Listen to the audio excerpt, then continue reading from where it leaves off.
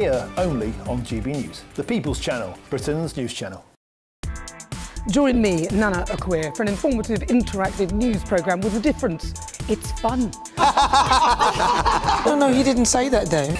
I'm so surprised. I think there's an element of truth to that. Join me from 3 p.m. every weekend, only on GB News, Britain's news channel. Hi, I'm Michelle Dewberry, and my show is your opportunity to cut through all the noise and dive in headfirst to some robust debates. Ideas clash. Situation, isn't it? Because the failure is you're deliberately avoiding my point. Nothing's held back. And if you think this is the end of it, wait for more. And we do not shy away from the difficult stuff. Sometimes I want to shake people and say, if only you understood. So join me on Jubes & Co weeknights at 6 p.m, only on GB News, Britain's news channel. Britain deserves a newsroom that puts the facts and your voice first. Well, and that's what you get on GB News. Lively debates, lively conversation. And we're not afraid to hold power to account. And each other. So join me, Andrew Pierce. And me, Miriam Gates, for Britain's Newsroom, weekdays from 9:30 on GB News. I think GB News is completely unique in the way that we interact with our viewers. Our audience aren't afraid to have their say. They want their voices heard now, and they've got a channel where that can happen. I find more and more as I'm wandering around, people come up to me and they say, we saw you on television. I say, oh yes, on what? On GB News. Hello, are you the famous Sue? The whole crew hid me here now. We came to celebrate. It's our job to be the eyes and ears of the viewers. They are part of the GB News family, and I'm pleased to say it's a very large family. And if people go to the time and trouble of listening and watching, then we've got to do a good job for them. Well, I'm here, right in the epicentre of the protest. Here we go again. You just tuned in. Where have you been? It is raucous here tonight. That's what makes us the fearless champion of Britain.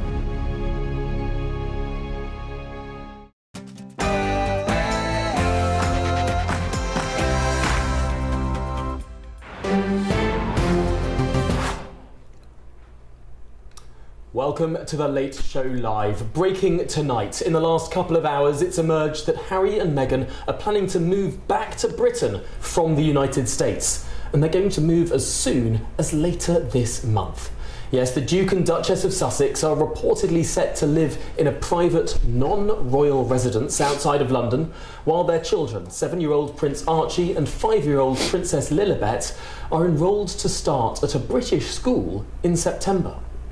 Well, there are no current plans for Harry or Meghan to return as working royals, although their move back to Britain will inevitably raise questions about whether that could change in the future.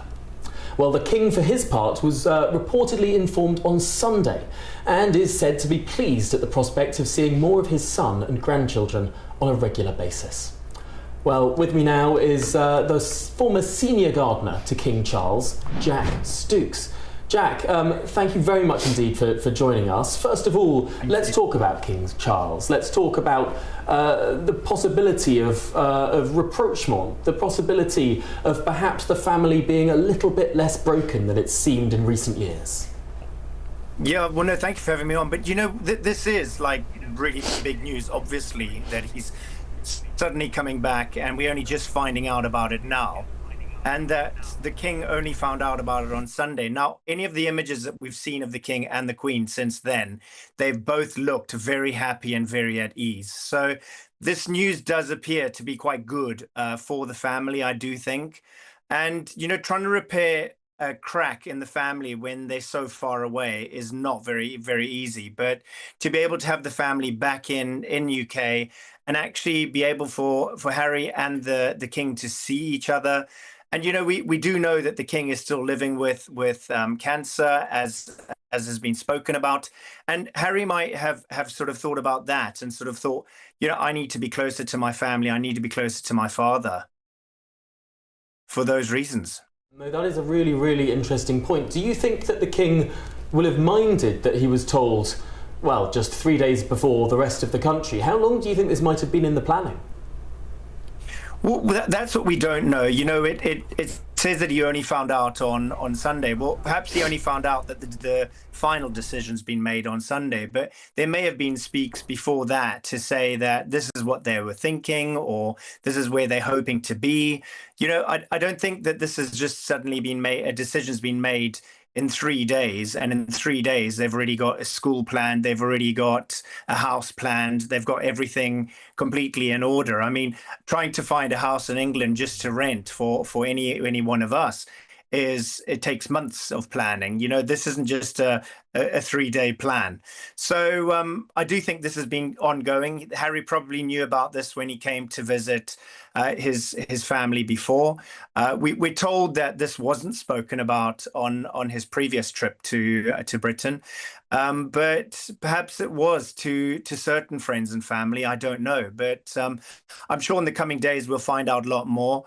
There's speculation that he's going to be living close to Highgrove in the Cotswolds. But perhaps he might not. He might be living closer to London. If his kids are going to school in a London school, he'll be nearer London. I don't think they're going to suddenly come to England and put their kids as far away as possible. I think that their children will be as close to them as possible if they do come over. Of course, there's every possibility that he'll hold multiple residences in the United Kingdom. Just speak a bit for the benefit of everyone, the significance of Highgrove. I think what's significant about Highgrove is that was their family home. So when their father and mother were married, that's the family, the marital home that their father had. So they were both brought up at Highgrove. They've had their friends and family around them at Highgrove.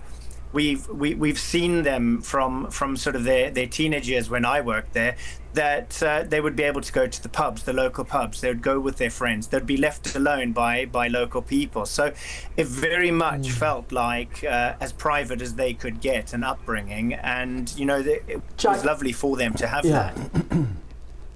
That is absolutely fascinating, because a lot of discussion so far, and the story's only very, very fresh indeed this evening, but a lot of the discussion so far has been, why are they moving back to a country where they have fame levels like no other country on earth? Every man, woman and child knows about Harry and Meghan in the United Kingdom. Now, out in California they're famous. In the United States, of course they're famous, but they're less famous than they would be in the United Kingdom. Of course they would be. And yet you're saying that there is a respect in some of these areas, that local people in England know how to react around royals, particularly in these small communities that have always been home to elements of the royal family. Yeah, and this is it. Britain is the royal family. I mean, the royal family and Britain go in, together. They're molded together. And everybody in England knows about the British family. You've got people that love the British family, and you've got people that hate the British family.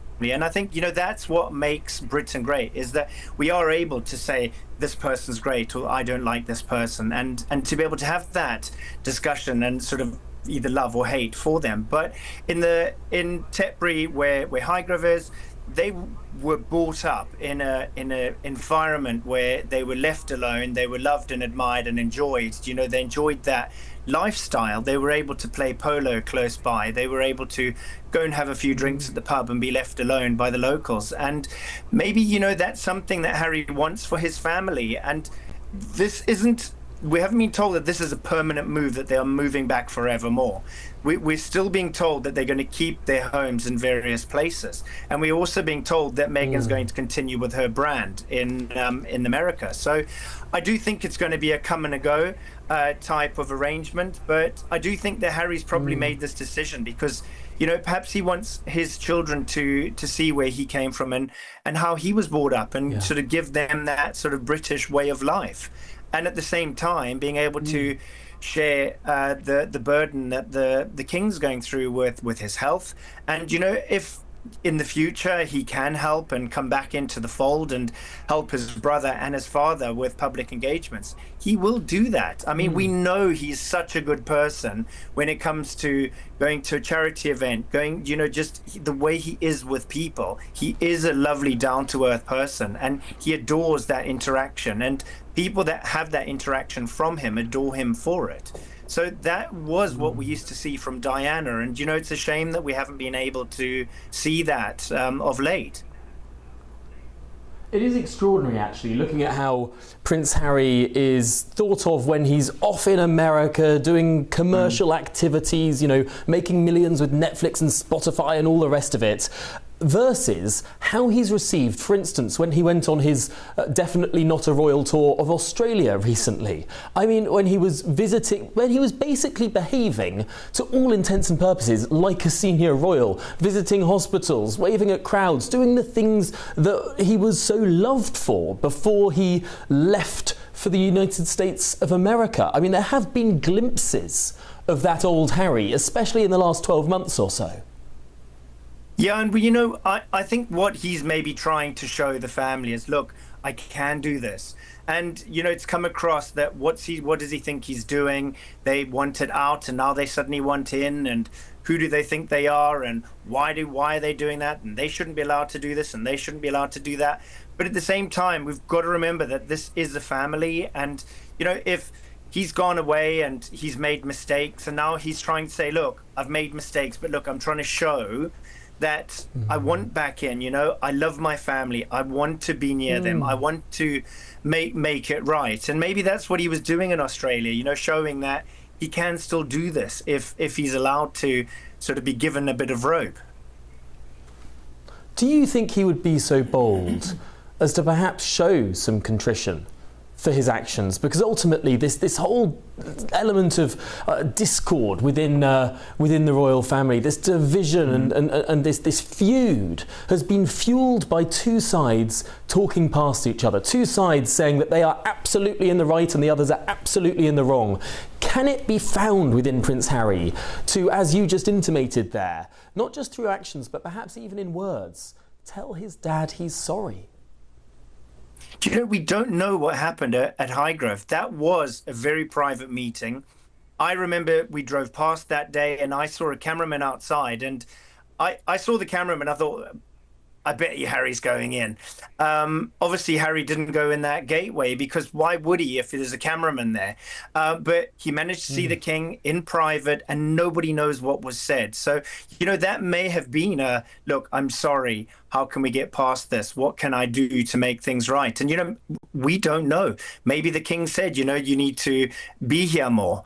We don't know if he has. We don't know if he hasn't. But, you know, unless maybe that's just Harry's decision. I want to be here more. I want to be able to see my father more and try and make things right. Well, he's not going to be able to do that from California, but he might be able to do that from London or the Cotswolds or wherever he's choosing to come and stay. Yeah, well, Jack Stooks, just a huge thanks to you for being with us at the time of this breaking news. Thank you for your insight as well on what might be going on in the whole of this rip-roaring tale. Jack Stooks there, the former senior gardener to King Charles. Thanks indeed. Well, now with me is my panel of the United States political analyst, Eric Ham, the reporter of Reason magazine, Reem Ibrahim, the political commentator, Matthew Stadlen, and the political commentator, Claire Muldoon. Well, do you know what, chaps and ladies and gentlemen, we're just going to go down the line. I want your initial reactions to this enormous story. Claire, first of all, were you shocked, frankly, by this news? Well, I wasn't shocked in its entirety because it has been mooted around the newsrooms for the past 24 hours at least that this might actually be the case. Am I shocked that they've actually managed to do a U-turn? I am, because quite frankly, at the Sandringham Agreement back in 2020 about this half in, half out, we were told explicitly by Meghan and Harry that they wanted no part of the British tabloid press. They were hounded. Meghan felt that with the children she wouldn't be able to do any school runs without being hounded by the British press. And then they went off to America, to Montecito. They made a big drama out of it. Spare, the book came out from that, as did Netflix, as did a Spotify deal that Spotify actually ended. They parted ways mutually. So it seems to me that all of the reasons for them leaving have materialised, and yet we haven't been given any reasons as to why they want to return to Britain. And I think the children are pivotal in this because they still hold the roles of prince and princess. whereas the Duke and Duchess retain their Duke and Duchess titles. I think what we'll find is they will come back. They say that they don't want to take any part as working royals, and indeed they can't due to the Sandring Agreement that was brought up by the late Queen Elizabeth. And it'll just be very interesting to see what the tax implication will be for Harry on his move over from the States after being there for 6 years. And indeed, I still want to know what his visa status is over there. And we know they're not fans of Trump, so it seems to me an easy airtime for them to return home as the prodigal son and daughter-in-law. These are huge, huge questions, Claire, and it's quite late in the United Kingdom, of course. Well, very late in the United Kingdom, quite late in the United States. All the press have been kicked out of the White House at this point, but my goodness me, I am itching to get Donald Trump's response to this breaking news. Matthew Stadlen, your impression? Good morning and good evening to everyone. To the extent that I care about it, I think it's great news. I think it's great news for Britain, and I hope it's great news for the royal family. I've always had a soft spot for Harry. I don't think by any means he's got everything right, but he was unbelievably brave in Afghanistan. He's done incredible work for charities and for veterans in particular.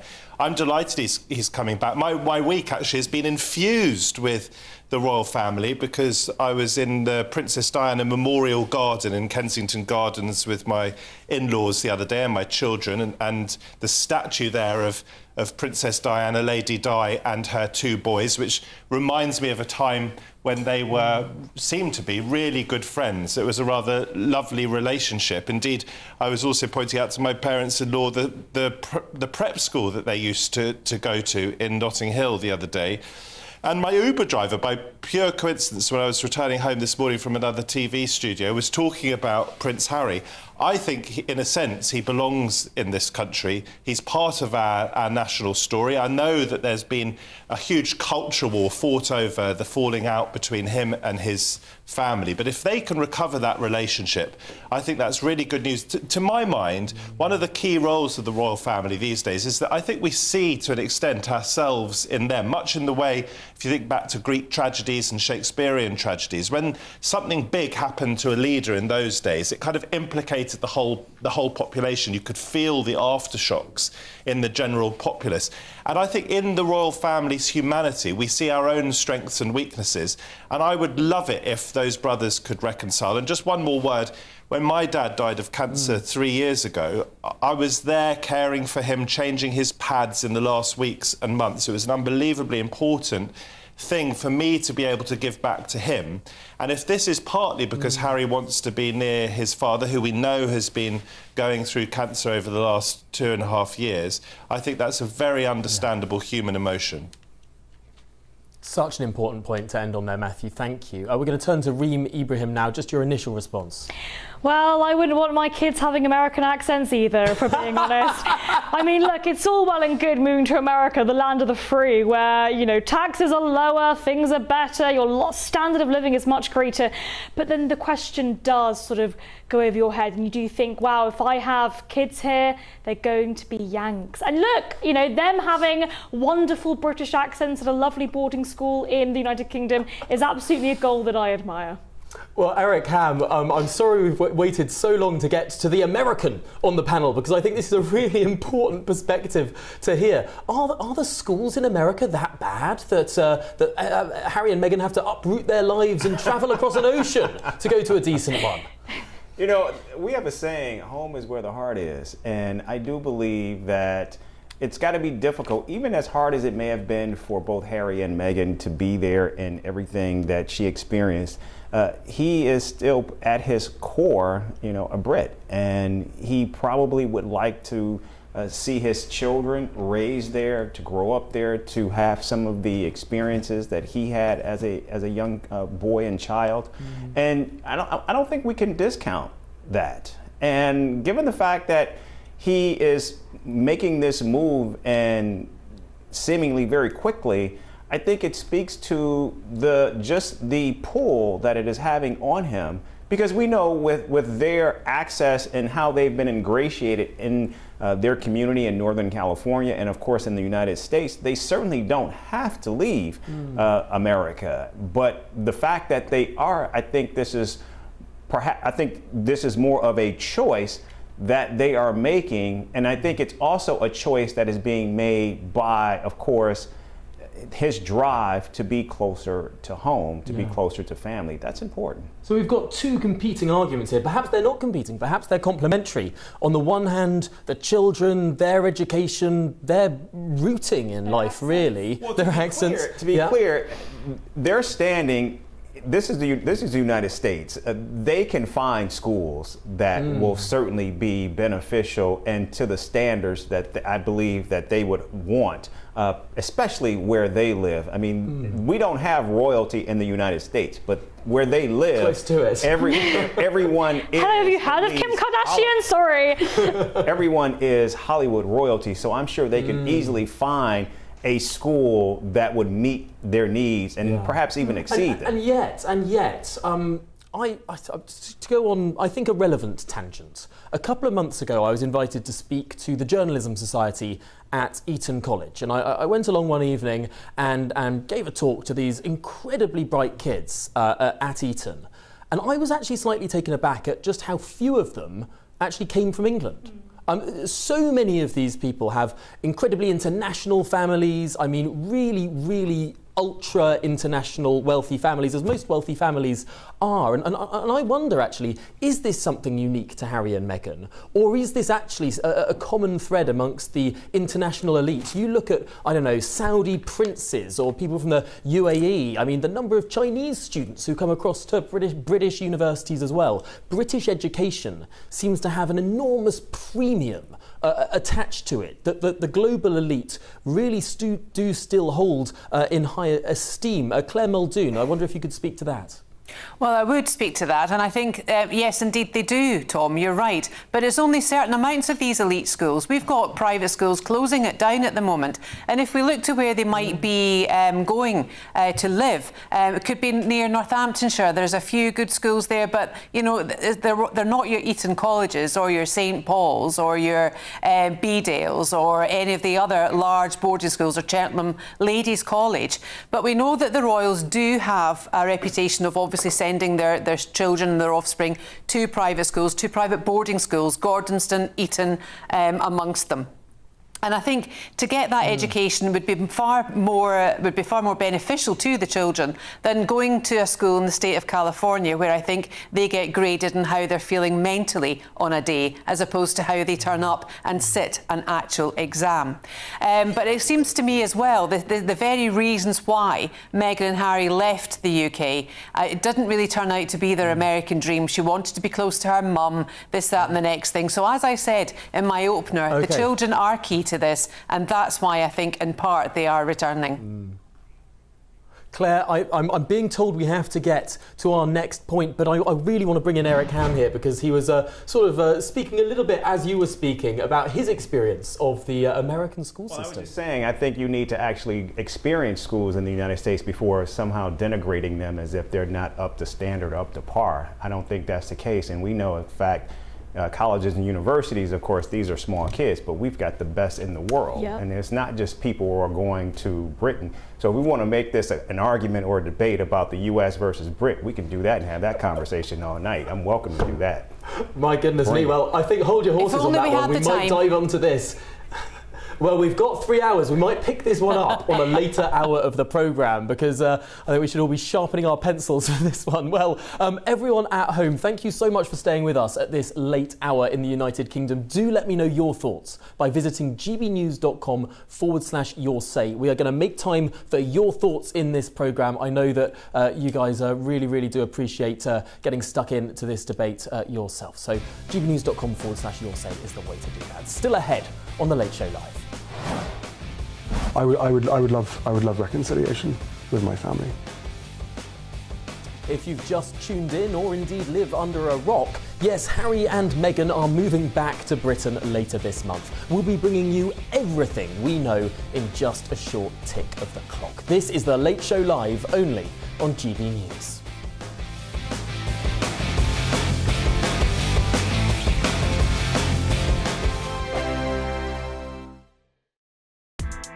Join me, Nana Akweer, for an informative, interactive news programme with a difference. It's fun. No, he didn't say that, though. I'm so surprised. I think there's an element of truth to that. Join me from 3 p.m. every weekend, only on GB News, Britain's news channel. Hi, I'm Michelle Dewberry, and my show is your opportunity to cut through all the noise and dive in headfirst to some robust debates. Ideas clash. Situation, No, Because the failure is... You're deliberately avoiding my point. Nothing's held back, And if you think this is the end of it, wait for more. and we do not shy away from the difficult stuff. Sometimes I want to shake people and say, if only you understood. So join me on Jubes & Co. weeknights at 6 p.m, only on GB News, Britain's news channel. From cold mornings to warm family brunches, from football to tennis in the car, in the kitchen. GB News Breakfast is there with the stories you need and the conversations that matter. Anyway, let's talk business. Well, it has been a historic night in British politics. It's astonishing, isn't it? We're here again. To start your day just right. GB News Breakfast. Every morning from 6 a.m. Only on GB News. Britain's news channel. Some people enjoy lazy Sunday mornings, but not me. What's the truth of the matter? So that's a very live question. Would you support him if he waters down these plans? Before the spin sets in, I'll be getting to the truth. This is personal. No soft questions, no easy answers. It's one thing if the state has rules in this country. It's another thing whether the police and others actually police them. Setting the agenda and holding those in power to account. You can't really blame her if the system is set up this way. You will not want to miss it, trust me. The Camilla Tominey Show, Sundays from 9:30, only on GB News. From the school run to the home run, watch a new show for all of Britain. So he can say whatever he wants. A straight-talking show where all voices are heard. And, when are we going to stop talking about smashing the gangs and actually do it? With the stories that matter from every part of our country. There's a bit of a crash landing there for your Chancellor. Bold, fearless and standing up for you. That's me, Martin Daubney, 3 p.m. till 6 p.m, weekdays, here only on GB News. The People's Channel, Britain's news channel. Westminster's full of talk, but out here, it's the real world. Am I allowed to talk now? No, that's it. This is where it matters, real people and real lives. That's what politics is all about. Practice Trump made a good start. No. Straight answers, no spin, and just a couple of pints. How many fingers have I got up? About 10. So join me for Lee Anderson's Real World every Friday at 7 p.m, only on GB News. The People's Channel, Britain's news channel.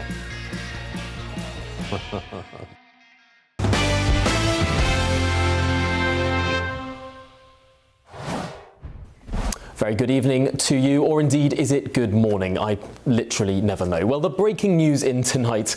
In the last couple of hours, it has emerged that Harry and Meghan are planning to move back to Britain from the United States later this month. Well, the Duke and Duchess of Sussex are reportedly set to live in a private, non-royal residence outside London, while their children, 7-year-old Prince Archie and 5-year-old Princess Lilibet, are enrolled to start at a British school in September. We don't know if it's the same school. There are no current plans for Harry or Meghan to return as working members of the royal family, although their move back to Britain will inevitably raise questions about whether that could change in the future. Well, the King was reportedly informed about all of this on Sunday and is said to be pleased at the prospect of seeing more of his son and grandchildren on a regular basis. Well, with me now for more is the royal journalist Richard Palmer. And Richard, this news sort of shot out of the blue, but it's true to say we have been seeing a bit more of Prince Harry in this country in recent months, and we've seen a sort of almost quasi-royal tour from him even in Australia earlier on. Yes, we have, and we've known for a while that he wanted to spend more time in the UK, and there was some speculative reporting suggesting he and Meghan might want to be looking for a place to live over here as a bolt hole, really. I think at that stage it wasn't being suggested that they were going to move back here. I suspect that your panellists are right, the ones who were talking about the kids' schools being key to this, and I guess the king is supposedly doing pretty well. I mean, you know, people close to him say that he's managing his cancer really well, but he clearly is still managing an illness. And I suppose one can't blame Harry for wanting to be closer to his father with that in mind. It's still come as a real bombshell tonight, though, and I'm sure you're right in suggesting that there will be speculation about whether this could lead to a return to official duties in future. But certainly at the moment, there's no suggestion of that, and it's hard to see how the King and Prince William would be willing to bend to a sort of half-in, half-out model that Harry and Meghan really wanted. So it's going to be fascinating to see what happens here next. Absolutely. And Richard, you mentioned the very thin and slim possibility of the royal family sort of bending the rules for Harry and Meghan. But I mean, is this perhaps the beginning of some sort of rapprochement where Harry and Meghan are making a big, open and comprehensive gesture towards the King? Could the royal family, could the firm perhaps be a little bit looser on their definitions as well, and perhaps take a step towards Harry and Meghan too? Could both sides move here to create some sort of lasting peace? I think there are two separate things. There's family reconciliation, and then there's what they do as the firm, as the you know, in terms of official duties. Personally, I find it really hard to think that there could be some sort of compromise on the official duties. I think you're either in or you're out, and you can't be making money and then making money off your royal connections and then representing the monarchy officially. But I think there's every chance that Harry and Meghan can build stronger relationships back with their family. I have to say, at the moment, it still looks very unlikely that William and Kate are going to be interested in mending fences. And certainly, you know, people close to Harry have been suggesting that there's just no sign of any movement on that front at all. But all in all, a fascinating situation. I mean, it is important to say that they, as far as we know, they're going to be keeping their house in Montecito and their holiday home in Portugal. So I'm sure they will be going backwards and forwards across the Atlantic. But I think there is another element to this as well, and it's the political situation in the United States. And I know I myself, I've got relatives, some who voted Republican, who talk about the political situation there. They're worried about the instability and what Donald Trump might do next. And it's clear that Harry and Meghan are not big fans of Trump, and one imagines that Harry still has a visa to stay there. Otherwise, they'd be getting rid of the place in Montecito, I imagine. But I think they're not comfortable. The signs are that they're not comfortable with the current presidency in the US. That is a really, really interesting point. We'll dive into that more with some of our political guests. But Richard, I really want you to set out here, just because this story is so fresh and you have such expertise in reporting on the royal family for decades.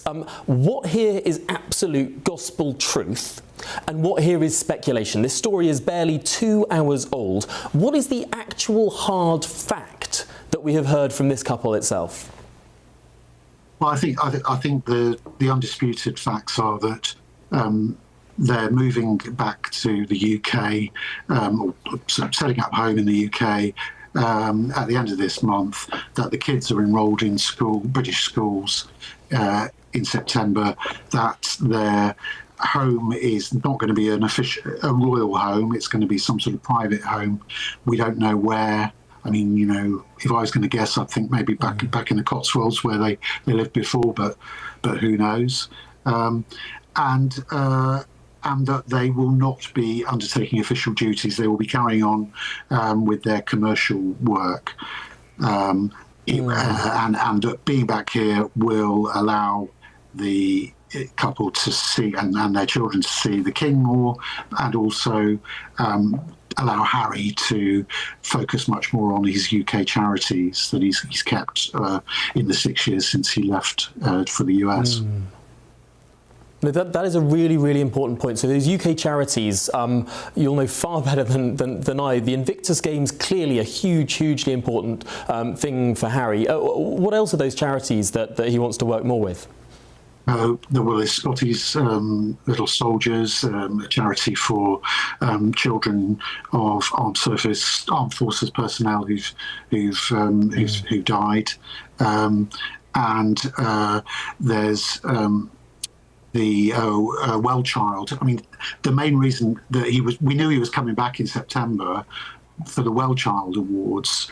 Annual awards ceremony for some really inspirational children with life-limiting illnesses who often do just tremendous work in their communities to raise awareness or raise money or just show real bravery in the way they deal with their illnesses.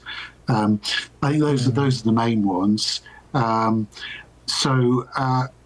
I think it's all full speed ahead for Harry on that front. It's not clear at the moment what happens to the US companies he's working for.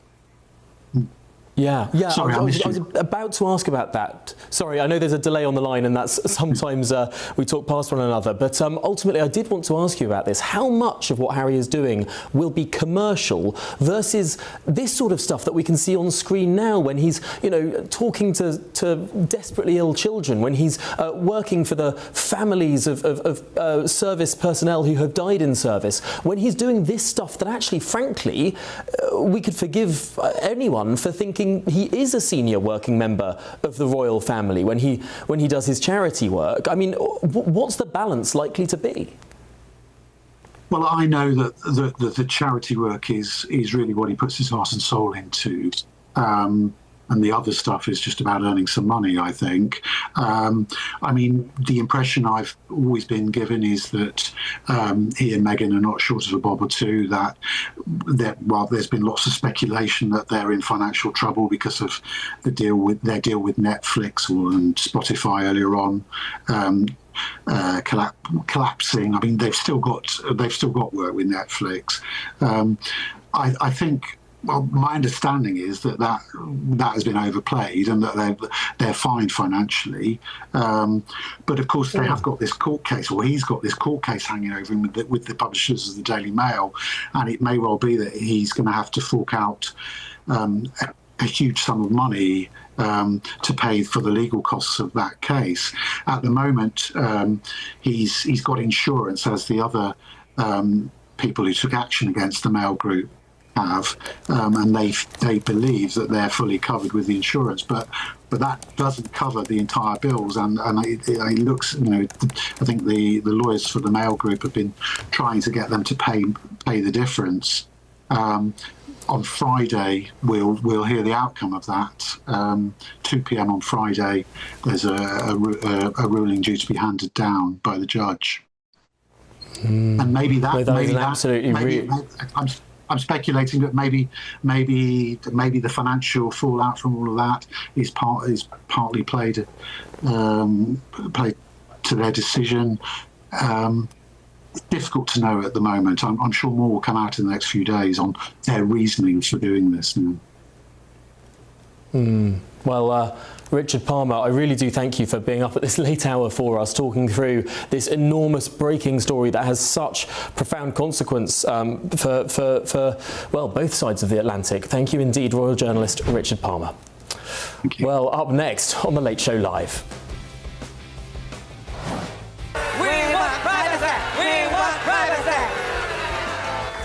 Thanks for having us on the show. It's so awesome to be here. Yes, 6 years after Prince Harry and Duchess Meghan moved their family across the world and started their worldwide privacy tour, they're set to move back to Britain. We'll be bringing you all of those details. This is The Late Show Live, only on GB News. Some people enjoy lazy Sunday mornings, but not me. What's the truth of the matter? So that's a very live question. Would you support him if he waters down these plans? Before the spin sets in, I'll be getting to the truth. This is personal. No soft questions, no easy answers. It's one thing if the state has rules in this country. It's another thing whether the police and others actually police them. Setting the agenda and holding those in power to account. You can't really blame her if the system is set up this way. You will not want to miss it, trust me. The Camilla Tominey Show, Sundays from 9:30, only on GB News.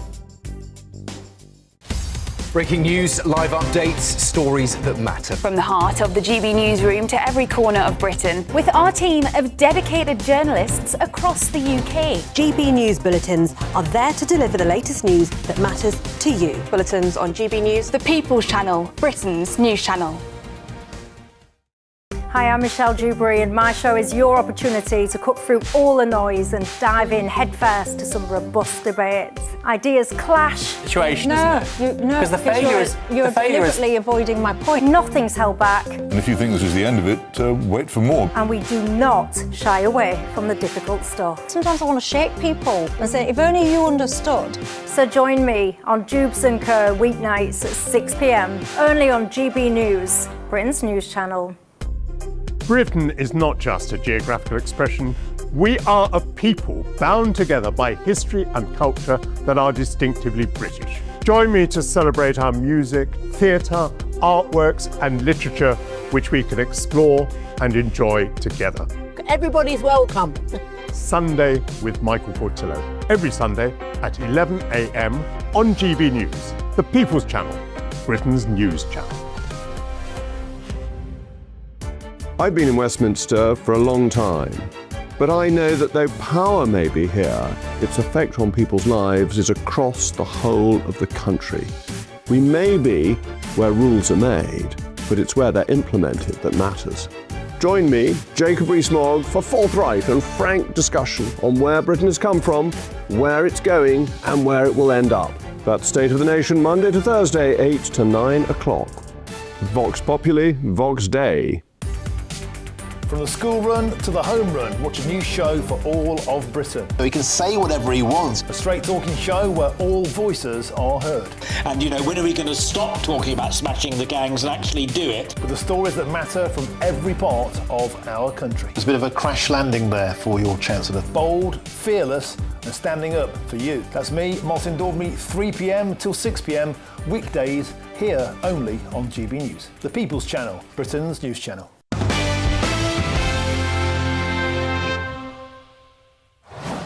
Late Show Live, and breaking tonight. In the last couple of hours, it's emerged, of course, that Harry and Meghan are planning to move back to Britain from the United States as soon as later this month, all in time for their children to attend school starting in September in the United Kingdom.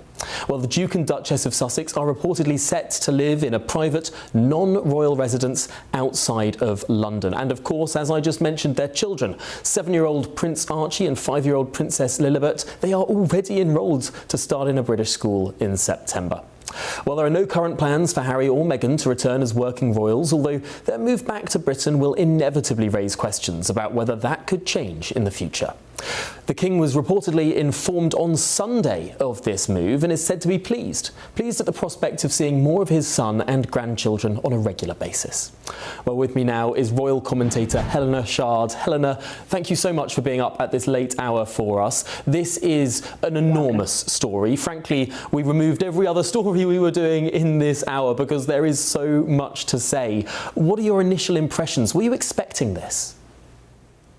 Well, all I can say is the fun and games continue. I don't think anyone was really expecting this. There is still an element of speculation that's going on, but obviously there are the definites that have been released. And I think everyone I know is completely blown away because there's sort of elements of working, you can see that Harry's coming over more often, but we really certainly didn't expect to hear that Harry and Meghan would be coming along. I mean, especially after, we heard in 2022, Meghan sort of saying she could never, ever bring the children to school here in the UK. She could never do the school run because there'd be too much media attention and they'd be photographing them left, right and centre and it would be impossible. So then to hear that they're actually enrolled here already in a school, I mean, this is not a fly-by-night situation. There's been a lot of planning that's gone on here. And what I will say is that there will be more coming out. There will be more coming out because there is this, what's happened?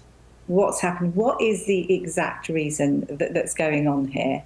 There's quite a lot of surmising. There's the security. Has the security situation changed? There is that sort of niggling sort of visa situation the Heritage Foundation was sort of working towards. Is there something about to rear its head? It's quite something. But at the same time, it's incredible really that 6 years when they took that freedom flight for a better life off to the US, it's a case of grass is always greener. My contacts in the States, everybody said that Prince Harry looked incredibly miserable the whole time, without going into it too much. And so it's not a surprise for them that he's come back in this situation. And I think as well, obviously the royal platform, they need the royal platform. The royal platform is what sells. The royal platform is what they need to keep their credence. So obviously, keeping their finger in all the pies, as in having a place in Montecito, Portugal, here in the UK, being able to trot off whenever they want, is beneficial, and we can see that. By saying relocated, I think we're all wanting to know, is this a real true relocation? I can see that things, in a sense, are working very well for them. We know that the half in, half out wasn't allowed as such, but they have a formula that, I know that Prince Harry's actually mentioned this, that he's got a formula that he thinks really works. And actually, when you look at that formula, you can't help but think it sort of is a bit half in, half out, because it allows him to carry on what he's good at, his charity work. Meghan obviously will carry on as well with her brand, which we have been told is doing fairly well. Harry's heart, as we know, is in the UK. Moving forward, we've got the Invictus Games. You've got, the recent announcement of Charles Spencer and the Diana book, and then you've got the 30 years coming up next year of the late Princess Diana's death. I'm sure there's filming going on for a new docu-series, etc. I mean, but a lot of this is surmising as well. So yes, we can only wait and see. All I could say is, is this the prodigal son returning, or the prodigal prince, as you say? I don't know. We'll have to wait and see. But my heart really is also with the Waleses, I have to say at this point. But until we know further information will be released. We won't know. As we know, it's the silly season when it comes to various royal materials. So they've released this right at a time where obviously it's the main story, as it would be, because it's a huge story. And the royals were on holiday.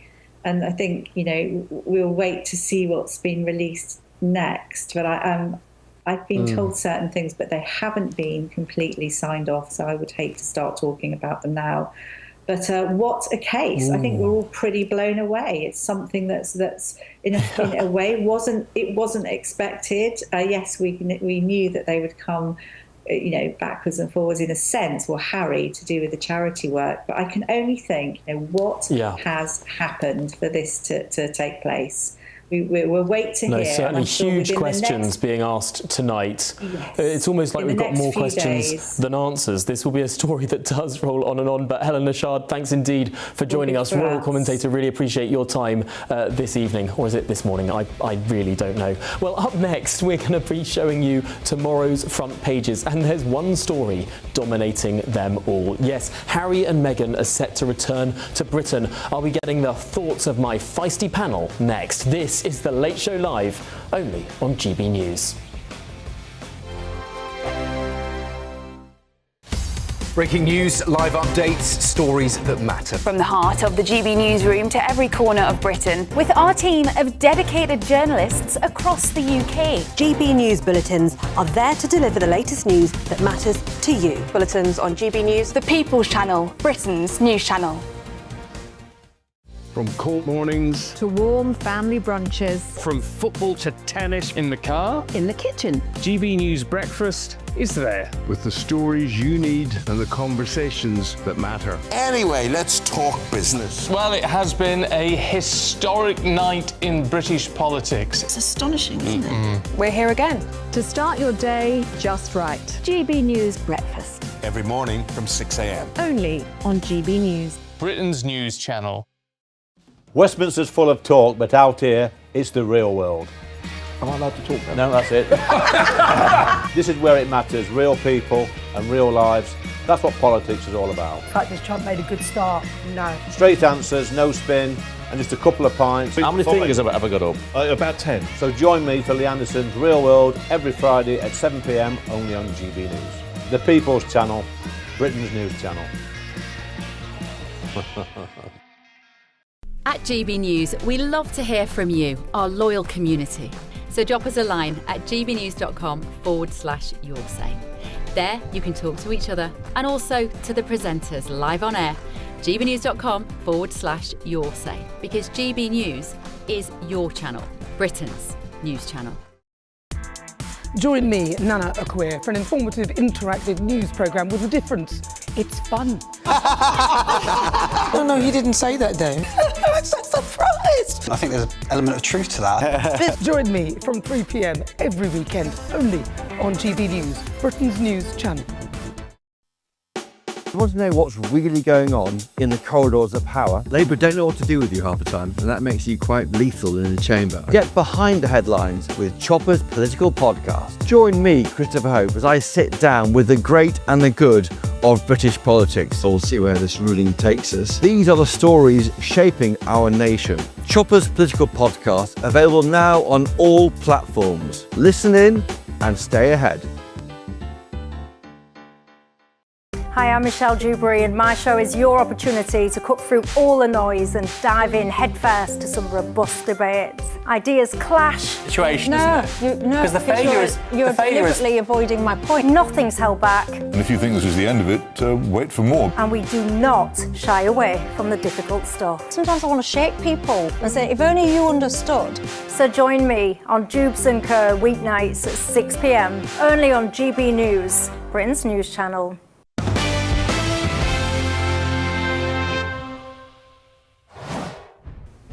Welcome back to the Late Show Live. Now, one story, of course, is dominating front pages tomorrow. Let's take a look at a couple of them.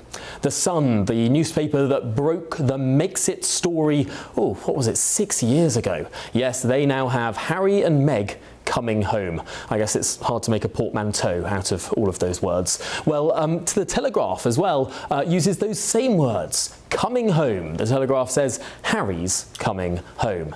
Well, if football couldn't, perhaps Harry is our second best shot. Well, with me now is my panel of the US political analyst Eric Ham, the reporter at Reason magazine Reem Ibrahim, the political commentator Matthew Stadlen, and the political commentator Claire Muldoon. Now, Eric, I wanted to start with you this time because it was Richard Palmer who brought up something that pricked up my ears about the political state of the United States. Now, we don't know why Harry and Meghan have decided to move, but it was suggested that one of the reasons could be the state of politics in the United States. Well, that certainly makes sense. Our politics in the United States right now are deeply polarized. Political violence has become a viable tool of our politics, our body politic, and I think we're seeing now the president threatening the possibility of a state of emergency to somehow halt the midterm elections. And so things are getting much worse, it seems, than better politically. And again, if that is a reason for the move, then that certainly would make all the sense in the world. However, I still think we have to recognize that where Meghan and Harry were living in Montecito, It's a pretty fantastical enclave, and I think they were largely cordoned off from a lot of the back and forth that we see particularly play out here in Washington. That is an absolutely fascinating point. So often it's a tale of two cities, or even a tale of two different parts of the same city in this country, and indeed in many countries around the world. Reem Ibrahim, you have done the opposite of what Harry and Meghan have done, and in recent months you've moved from the United Kingdom to the United States. So I suppose that you disagree with that particular reason. I do, and I think the predominant reason absolutely is that they want to be closer to the king, and they want to be closer perhaps because he is currently suffering with ill health. And I think that is the obvious answer. I was speaking to a couple of my American friends here in Washington, and they said that they assumed that was obviously the answer. Of course, they're saying it's to do with education. My accent point stands. I think that having kids that, you know, speak British but also have British culture within them, I do think is really important. So I think a lot of that is to do with the sort of soft power that Brits have and less to do with how rich America is. Matthew Stadlen, does it perhaps speak to the fact that despite, was it Oscar Wilde who said that America and Britain, two great countries separated by a common language, that perhaps our cousins across the Atlantic, we're not so different? In many ways, the wealthier you are, the less of a distinction there is between these places. You look at anyone in Hollywood, they split their time between London and LA. I mean, there are so many people that used to be called the nylon people who split their time between Nye, New York, and London, Lon. I mean, for a certain class of people, these are the same country. First of all, I'm very cross that you got there first with the football's coming home, Harry's coming home joke, Tom. But I actually remember very, very vividly at a time when I would move quite a lot for work and for fun and for friends between London and New York, a huge, noticeable culture shift. So you do your 6, 7, 8 hour flight, whatever it is, across the Atlantic, you're parachuted into New York. And then people have they share the language, of course, which is what makes it so fascinating, but have very different life experiences, very different outlooks. And that's New York. So if you go to other parts of America, the contrasts are even stronger. I was rather struck by the front page this morning of the Sun newspaper talking about Harry and Meg. By the way, describing Meghan as Meg, maybe just trying to squeeze her name into the headline, but almost affectionate, right. Possibly. The possibility of some sort of reconciliation between the couple really and the British speculation. press. I'm so sorry to cut you off, Matthew. We're going to get more from you in just a few minutes' time. And Claire, I'm sorry we haven't been able to come with you. We'll start with you at the next panel segment. We're going to have much more of this and indeed more still to come in the next hour. Yes, Meta have been accused of knowing its platforms are harming children. And there's a big lawsuit now, from perhaps $200 billion to $1.4 trillion. Yes, could that change the internet as we know it? We'll bring you all of that and of course more royals too after this.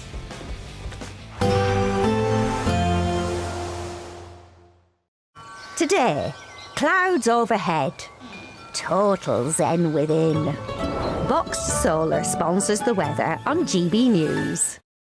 Hello there, welcome to your latest GB News weather forecast. A day of sunshine and showers today. Some of them will be heavy, the risk of hail and thunder as well, some local travel disruption. A Met Office warning for those thunderstorms in place for parts of England and Wales as heavy showers push southwards. Not everywhere will see the showers. There will be some sunny spells in between, a northerly breeze behind this band of showery rain as well, setting in, feeling quite cool across parts of Northern Ireland and Scotland. The mid-teens here. In the best of the sunshine, perhaps 22 or 23 Celsius across southern parts of England, around 20 Celsius there across southern Wales as well. Those showers continuing to push southwards into the evening time and turning quite chilly as well. So looking at the details across northern Scotland, a cloudy end to the day, some showery outbreaks of rain, perhaps 1 or 2 glimmers of sunshine, showers across southern Scotland into Northern Ireland as well, but not quite as heavy compared to during the afternoon. Heavy showers though for England and Wales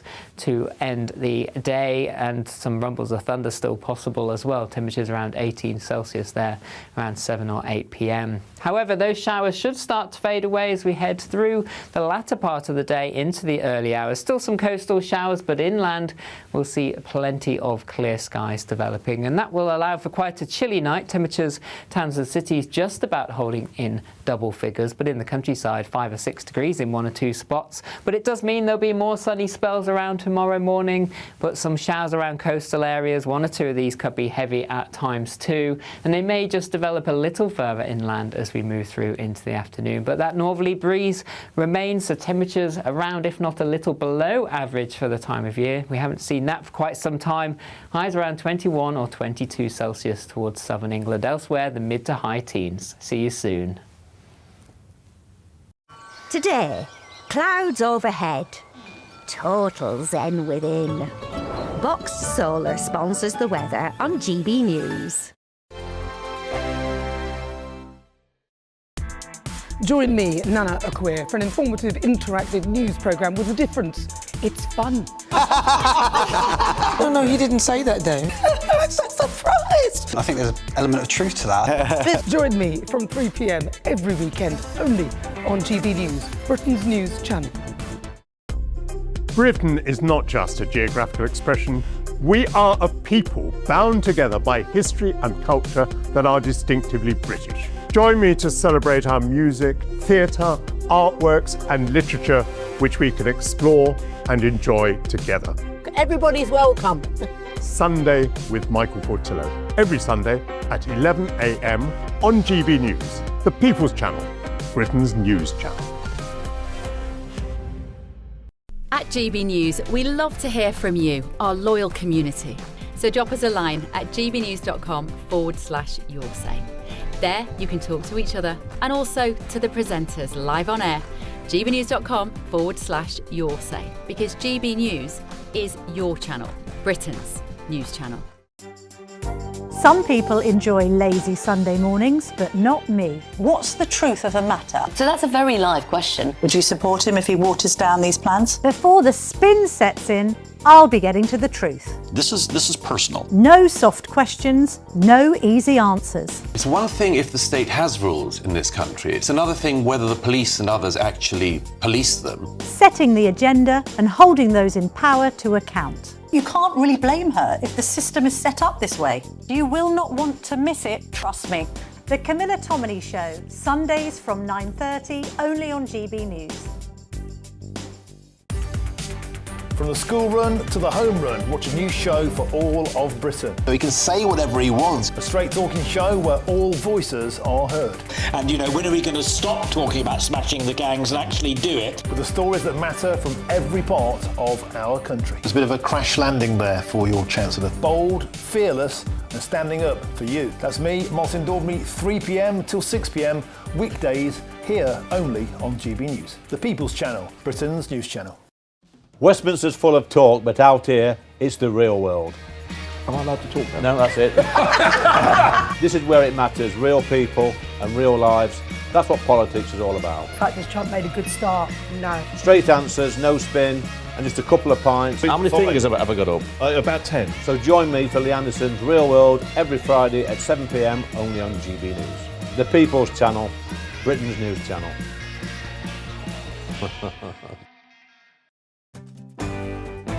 I'm Tom Harwood. This is GB News, Britain's news channel.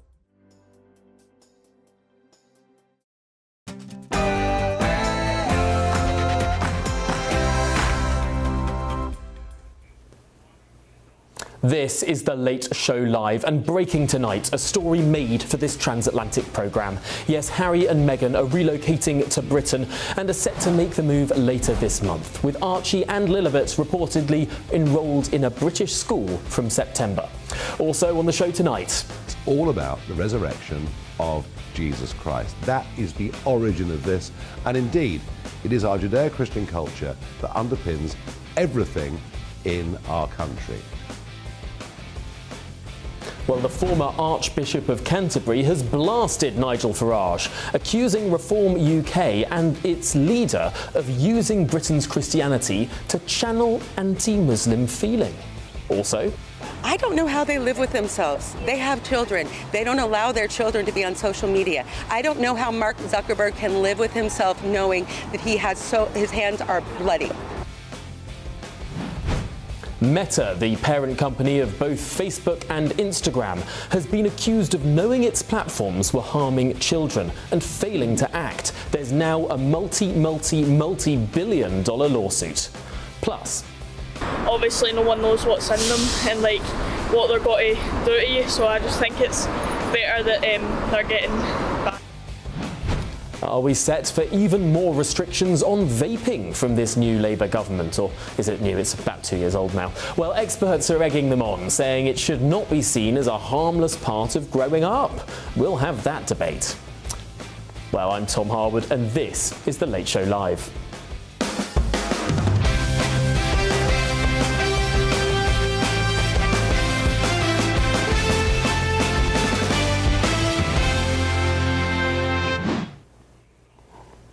Gosh, is that the time? It's late. This is a show, and we're live on television. Welcome to The Late Show Live. Joining me this evening in Washington is my panel of Eric Ham and Reem Ibrahim. And in London, Claire Muldoon and Matthew Stadland. Thank you all for joining us tonight. It's going to be a really great show. Well, breaking news tonight, of course, dominating the first hour and a little bit of the second hour of this programme. In the last few hours, it's emerged that Harry and Meghan are planning to move back to Britain from the United States later this month. The Duke and Duchess of Sussex are reportedly set to live in a private, non-royal residence outside of London, while their children, 7-year-old Prince Archie and 5-year-old Princess Lilibet, are enrolled to start in a British school in September. There are currently no plans for Harry and Meghan to return as working royals, we assume, although their move back to Britain will of course raise those questions about whether that could change in the future. The King was reportedly informed on Sunday about the move and is said to be pleased about the prospect of seeing more of his son and grandchildren on a regular basis.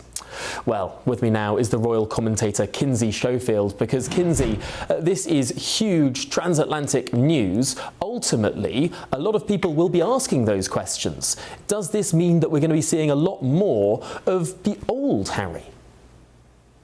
I mean, I think that he recently said when he was there last month, this is the happiest I've been in a really long time when he was doing media. He said, thank you, I'm happy to be here. This is the happiest I've been in months, I think. So, yeah, I think we might see a happier, jollier Prince Harry.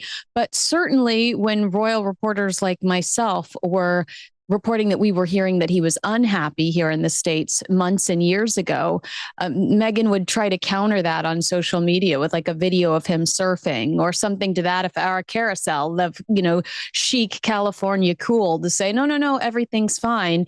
And I think the fact that they have enrolled their children in school there says the absolute opposite. There is no way to spin this. Megxit was a 6-year experiment designed to prove that the Sussexes could thrive without the monarchy. And if Britain is becoming their primary home again, I think that it's proof that the experiment failed. It's so interesting to look back on those original reports of Megxit. I remember it breaking 6 years ago. I remember doing paper reviews that were dominated by that story, splashed, of course, by The Sun that got the news first. And in that original copy, it was originally said that Harry and Meghan would be moving not to California, not to America, but instead to Canada, a Commonwealth country where the King, of course, remains head of state. Do you think that the wheels came off the bus at the moment of Megxit, or perhaps at the moment when these two abandoned the Commonwealth? I think that it was before Megxit. I think it's in Canada when they are not spending the holidays with the royal family and secretly building a new website, sussexroyal.com, where they laid out the new terms of the deal and without consulting the British royal family created these rules. They said that they were only going to be engaging with grassroots media and, several things that actually never came to fruition. But I think that that's really when the wheels came off, when they excluded the royal family from the conversation. And that's the first sign publicly that the trust is deteriorating between these two entities because the royal family was completely caught off guard by Megxit, and they were informed around the same time the media was with this splashy website at the same time that the Sussexes behind the scenes were trying to trademark their name so that they could put it on tea towels, etc. And so I think that that's really where we first see the breakdown between these two families. No, it's such a tragic story, really, and that you describe this as a sort of 6-year failed experiment is so interesting because there was such genuine goodwill from the United Kingdom towards Harry and Meghan. I remember, I think it was 2018 when their big, glorious fairy tale wedding was being rolled out through Windsor. I hosted a party and a bunch of friends had the bunting up. A friend brought a projector. We watched the ceremony on a massive, massive projected screen, and there was not a single feeling of ill will towards this couple. When do you think it all started to go wrong? Well, Meghan is from Hollywood, where with the right publicist, you can control the headlines. And we did grow up in a completely, I'm similar in age, she's a few years younger than me, but we did grow up in a completely different environment in Hollywood, pre-social media, where you could have much more control over the narrative than you can have today, thanks to the internet. And I think that when she realized that there were going to be some negative headlines about her and they couldn't shut them down, and she did not agree with the never complain, never explain strategy that the royal family continues to believe so deeply in, that's where the problem really lied. And yet the interesting thing is that this is an evolving monarchy that we're seeing under Prince Charles. There is a bit more explaining going on than perhaps we saw under Her late Majesty the Queen. The King is being open about his illnesses. We never heard that sort of stuff under the previous monarch, and perhaps there is some sort of room for a greater understanding between the Sussexes and the rest of the royal family. Perhaps there's reform that can happen to both of these institutions, if that's not too grand a word for the Sussex brand. No one is looking at this scenario and saying to themselves, I really hope King Charles isn't kind to his own son, especially with his health problems. I think everyone wants a personal rehabilitation or a personal reconciliation because we're decent human beings. I think where our concern lies is a professional, the professional rehabilitation, or when you think about all of the weight on William's shoulders, Prince William's shoulders over the last 6 years, it is very unfair to even flirt with the idea of Prince Harry coming back in any sort of capacity. And this feels like the forced half in, half out that Queen Elizabeth said absolutely no to. And here is William, who over the last 6 years had to deal with the death of his grandmother, the death of his grandfather, secretly holding the cancer of his, not just his father, but his wife, managing the expectations, with his children of such a scary scenario.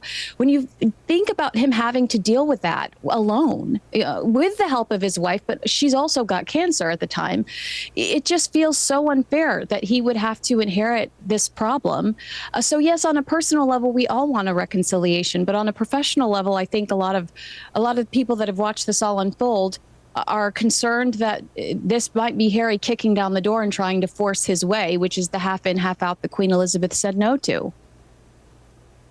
So just quickly and finally, Kinsey, you're putting the chances of some sort of return to work as working members of the royal family at pretty much nil. I think that that's what they want, and they're trying to force, and hopefully King Charles does not force Prince William having to deal with this under a King William reign. Hopefully he shuts it down. Wow, absolutely fascinating. Well, Kinsey Schofield, thanks indeed for joining us. Really, really appreciate your expertise on this particular issue. There are so many answers that we've got tonight, but perhaps even more unanswered questions. Thanks indeed. Well, with me now is my panel of the US political analyst, Eric Ham, the reporter at Reason Magazine, Reem Ibrahim, the politician, or indeed political commentator, not politician, political commentator, Matthew Statland, Don't scare and your the political audience, commentator, Claire Muldoon. I don't know, Matthew, do you have any secretly harboured ambitions that we don't know about yet? I think actually when I was cancelled by the anti-cancel culture right, and I was supposed to be doing a job at BBC Radio 5 Live as a stand-in presenter, and it was all taken away from me because figures on the right thought that this was an impossible thing for me to achieve, given I'd expressed left-wing views in the past before this job was offered to me. One of the things I did tweet was that I was considering becoming a Labour MP. I was quite drunk at the time, and it was before I was offered the job, but I definitely don't want to become a Labour MP or a politician at all. Do you often post drunk, Matthew? I try not to. I've learned my lesson. That could have been 20 years of work. Instead, here I am at 11 minutes past 1 in the morning. And clearly uncancelled. And not drunk. Yeah, well, my goodness me. Matthew, I'm sure, looking at how the last 2 years has gone for Labour MPs, you dodged a bullet on that one. Claire Muldoon, I promised that we would come to you first on this story in this hour, and that's exactly what we are going to do. Claire, what did you make of what Kinsey had to say there? That there could be personal reconciliation, but the chance of some sort of professional concordat is not going to happen. Well, the reality is, Tom, no one knows, apart from Harry and Meghan, what their intentions are. They clearly have put a lot of time and effort into thinking about this, because schools, it doesn't take an overnight application to get into a school. They have to arrange their accommodation next to the school. They have to prepare the children. They have to get uniforms. So this has been something that has been in their minds for a long time. I think every single one of us here tonight, and indeed every single one of your viewers, would sincerely hope for some form of reconciliation between the King and his son, Prince Harry. And I think that's only fair to do that. And whilst, yes, I might have said the prodigal prince in the part, my opener today, I still stand by that, because it is very much the prodigal son returning back, because they seem to be returning back for, with the complete antithesis of the reasons of them going there. The court of public opinion, as you well know, Tom, in this country, is a very harsh court of public opinion, and the British public will have definitely something to say about it. And we only need to look at the viewers, not only from your say at GB News, also the Telegraph, who broke the story online. They've got over 2,000 comments already. The Sun, I'm not sure about the Mirror or the Guardian, or what they are online, but I know the Sun is as well. And whilst I realise that these are quite right-leaning publications, a lot of the public opinion is, we don't want them back. I would just hope that the British public remember that whatever they might think of Prince Harry and Meghan, that there are children involved here. And am I naive in pointing that out? No, I pointed it out earlier. I think that's the reason why they're coming back. The ill health of the King. The point I'm trying to make is that I hope the British public will be kind, generous, respecting of their privacy as well, and remember that there are very young children who have parents and who have a legitimate expectation to be able to get on with their life and their education in this country. And that might sound po-faced, but we know how toxic this culture war became 2, 3, 4 years ago. People had such strong views about it. I might have leaned slightly towards Prince Harry. I was never particularly interested in Meghan, but I was so impressed by the work he did, as I said earlier, for charities and in putting his life on the line in Afghanistan. But whatever side you were on, these are human beings, and as I've also said, we see our own humanity in their humanity. Just one more very quick point that I was trying to make at the end of the last hour. I was struck by this headline in The Sun this morning, Tom, because it said Harry and Meg coming home. But of course, Harry's coming home.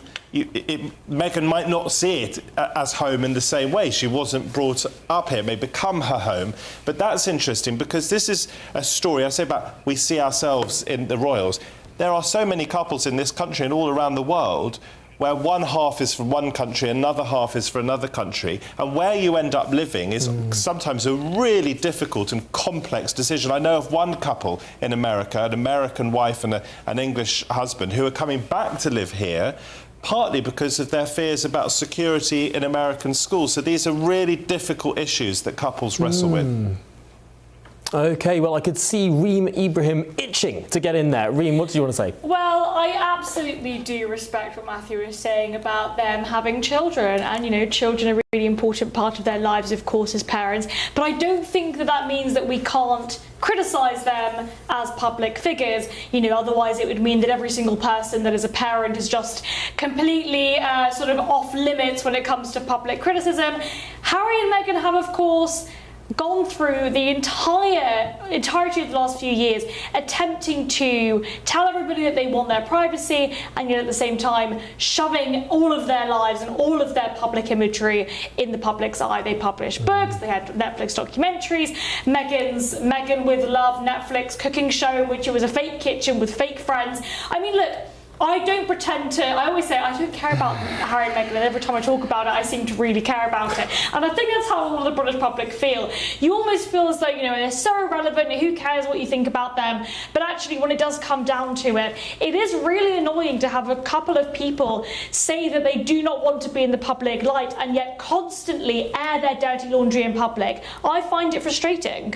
Before we get to Eric Ham for more of this, I just want to get to some GB News views. GB views at gbnews.com/your say, because Jackie S has written in to say, I can't believe I agree with Matthew Stadlen for once. So Matthew, you're winning over the audience there. And Joe has written in to say that the Americans have recently de-woked their schools, haven't they? Probably explains everything. Perhaps that's leaning a little bit on the conspiratorial side. But Eric Ham, what do you make of it?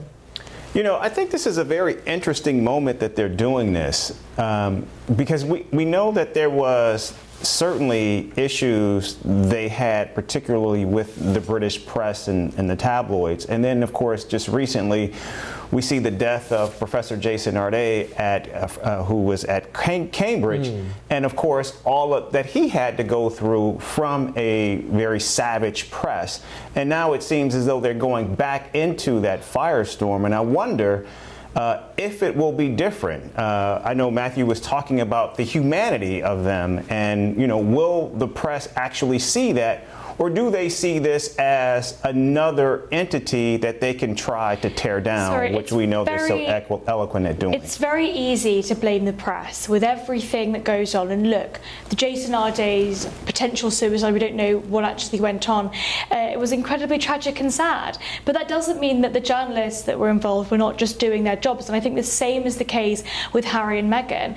Meghan can claim all she wants that the press hounded her, the press went into, well, look, when taxpayer money is being spent on your security, as it was when she was a working royal, and when there is public interest in your life, and when you yourself accuse a British institution, the royal family, of racism, the British press have every right to look into what you actually think, to look into your perspectives, and of course to criticise you as a public figure. If you don't want media criticism, don't be a public figure. You can go away, move to America and do all of those things, but she didn't do that, did she? I just want to push back on that very briefly. I'm sure we don't want to stray into too much of a discussion about Professor Arde again, but there is a real and important difference between scrutiny and a witch hunt.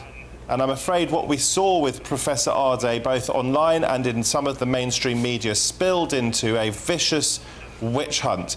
And that's not to say there shouldn't be scrutiny, but in his case, he was barely, it depends whether it becomes bullying, Claire. Well, he was barely a public figure. And I would, just to say again, I would caution the British press, of which to an extent some of us are a part, just to act with a degree of humanity. Of course you could talk about this, of course discuss it, of course debate it, but remember that there are human beings at the heart of it.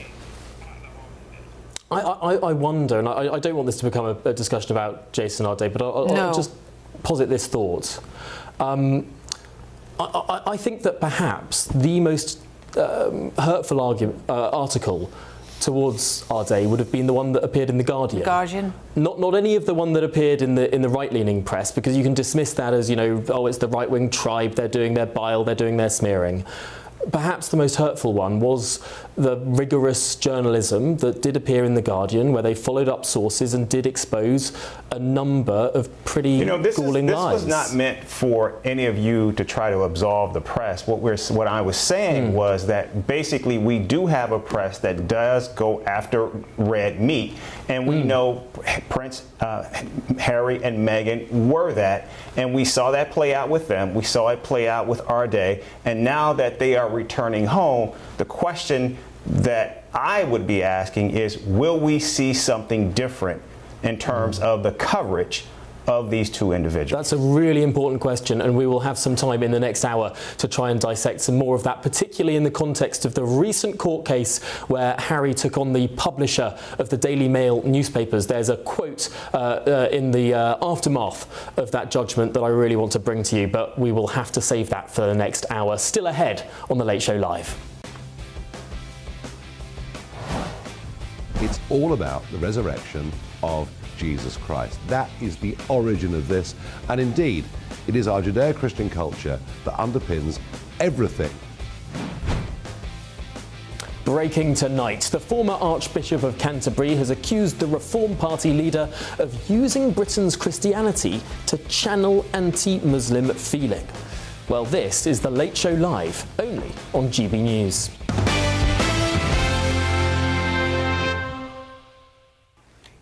Welcome back to The Late Show Live, only here on GB News. Some more breaking news for you now. News that we weren't allowed to say before midnight tonight. Yes, the former Archbishop of Canterbury has accused Nigel Farage of using Britain's Christian identity to, quote, channel anti-Muslim feeling. At Easter this year, the Reform Party leader said that the Christian values on which Britain was built were something to be proud of. Now, Rowan Williams, the last Archbishop but one, of course he served as Archbishop of Canterbury for a decade, he's accused Farage and others of invoking Christianity as a political weapon. Well, with me now is the Christian activist and writer Fleur Elizabeth Meston. Fleur, thanks so much for joining us. This is a pretty stark statement from the former Archbishop. Yeah, and I think it is entirely false and probably more to do with his own left-wing views than anything based on reality. The fact that Farage has entrusted Zia Yusuf, a Muslim, in a prominent position within Reform Party just immediately puts to bed any claims of Reform or Farage having an anti-Muslim agenda.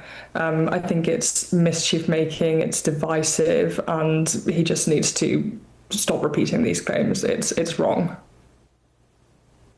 Ultimately, why do you think it is that the former Archbishop offered such a strongly worded criticism? I mean, saying that this was invoking Christianity as a political weapon? I don't know, but he obviously has historically been sort of more liberal Archbishop of Canterbury and has definitely had close ties with the Muslim community. I mean, he came under a lot of scrutiny with his comments saying that Sharia law was sort of something that we couldn't resist and shouldn't resist in the UK within Muslim communities. And he's always sort of been a friend to the religion of Islam. But if I were him, I would probably be approaching making statements these days with a bit of humility after how his tenure as the Archbishop ended, with sort of the child abuse scandals in the Church of England that he had to do a major apology for. I think that might be Justin Welby who you're referring to there, whereas this is a quote from Rowan it was in Williams. 2012. Okay, I'm before my time as a journalist, so I will defer to your knowledge on this one. Yes, so there'd been sort of years of investigations into it, and it hadn't been investigated properly because of the culture in the church. And then he had to make a major apology in August of 2012, a few months before he stepped down. And even whilst he was the Archbishop, he was saying that the Catholic Church of Rome and Ireland had lost all of its credibility. So even then he was sort of pointing the finger and at other Christians. So, you know, if he follows the Bible, then it would say to take the plank out of your own eye rather than the speck in someone else's. And I think that's probably what he needs to start doing before criticising Farage for, standing up for a Christian nation that Rowan Williams did formerly represent. This is such an interesting point that has always fascinated me, just that the huge gulf between pew and pulpit in the Church of England. It seems that the membership of the Church of England, for want of a better word, is probably a little bit closer to Nigel Farage than the leadership.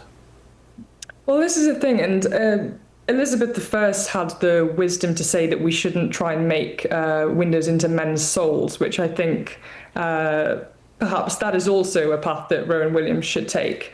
And if you look at the people that Jesus surrounded himself with, some of them were quite dodgy characters, sinners, prostitutes, these are people that we're all to love. And if Rowan Williams doesn't like the character, I know he mentioned Tommy Robinson as well and Farage because of their different beliefs. I wonder, has he ever tried to reach out to them as a prominent Christian in the UK and said, you know what, I'd love to share the gospel. What he might say in response to that is that the people he's reaching out to love are the people that he perceives to be demonised by Nigel Farage. Now, that's his perception, not an objective fact, but ultimately, might he be looking at the teaching of Christ and think, actually, whether it be people coming across on small boats or, I don't know, other issues where Nigel Farage has been very robust in his language, might he be thinking that the real victim here isn't Nigel Farage, but is the other people?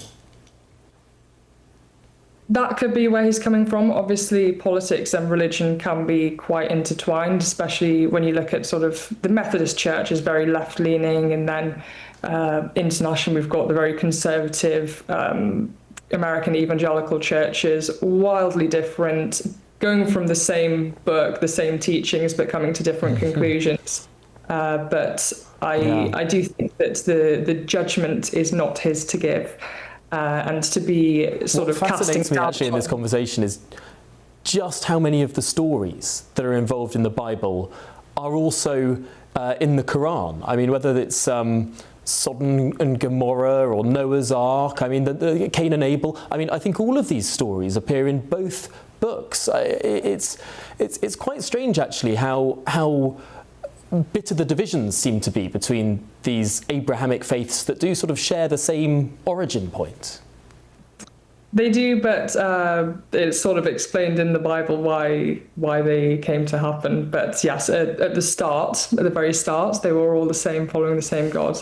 I think it is unwise to be making public statements that you don't believe that someone else is really a Christian. I mean, who are any of us to say what someone else believes truly in their hearts? And I think that's where he's going wrong. No, that is an absolutely profound point, and probably wrenches us back about 500 years to declaring whether people are not a true followers of the faith. And I don't think anyone wants to get the stakes and the, I don't know, bonfires out again. I think we sort of moved past that as we graduated beyond Tudor and Stuart England. But Fleur Elizabeth Mesden, thanks indeed for joining us. Really fascinating and thoughtful conversation there, Christian activist and writer, of course.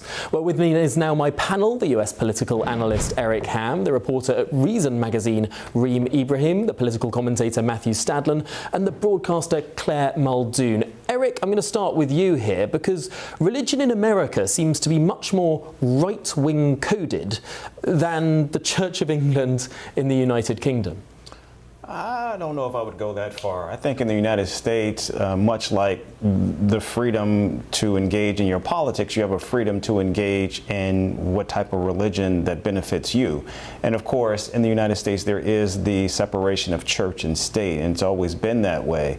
I do think what we have seen a bit of a bleeding of the lines, but there has always been this effort to try to keep religion out of politics in the United States. However, that has not stopped religious leaders from certainly engaging in politics, but doing so to focus more on the human rights aspects of politics and civil rights, more so than necessarily becoming ranked politicians. But again, we know, for example, we have a U.S. Senator who is currently a pastor at the historic Ebenezer Baptist Church in Georgia, where Martin Luther King preached. And so, but also we take value in that because, again, it allows the nation and, of course, those who see themselves as religious to use that and see that sort of as their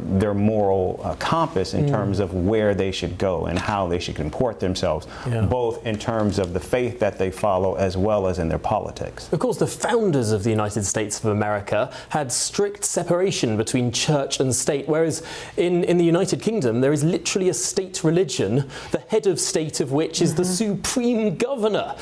Claire Muldoon, do you think that weirdly there's been some sort of inverse effect where, because there is an established church in Britain, most people don't really want to follow the establishment and so are a little bit more secular, whereas you're kind of kicking your way against the secular establishment in the United States if you hold your Bible close to your heart?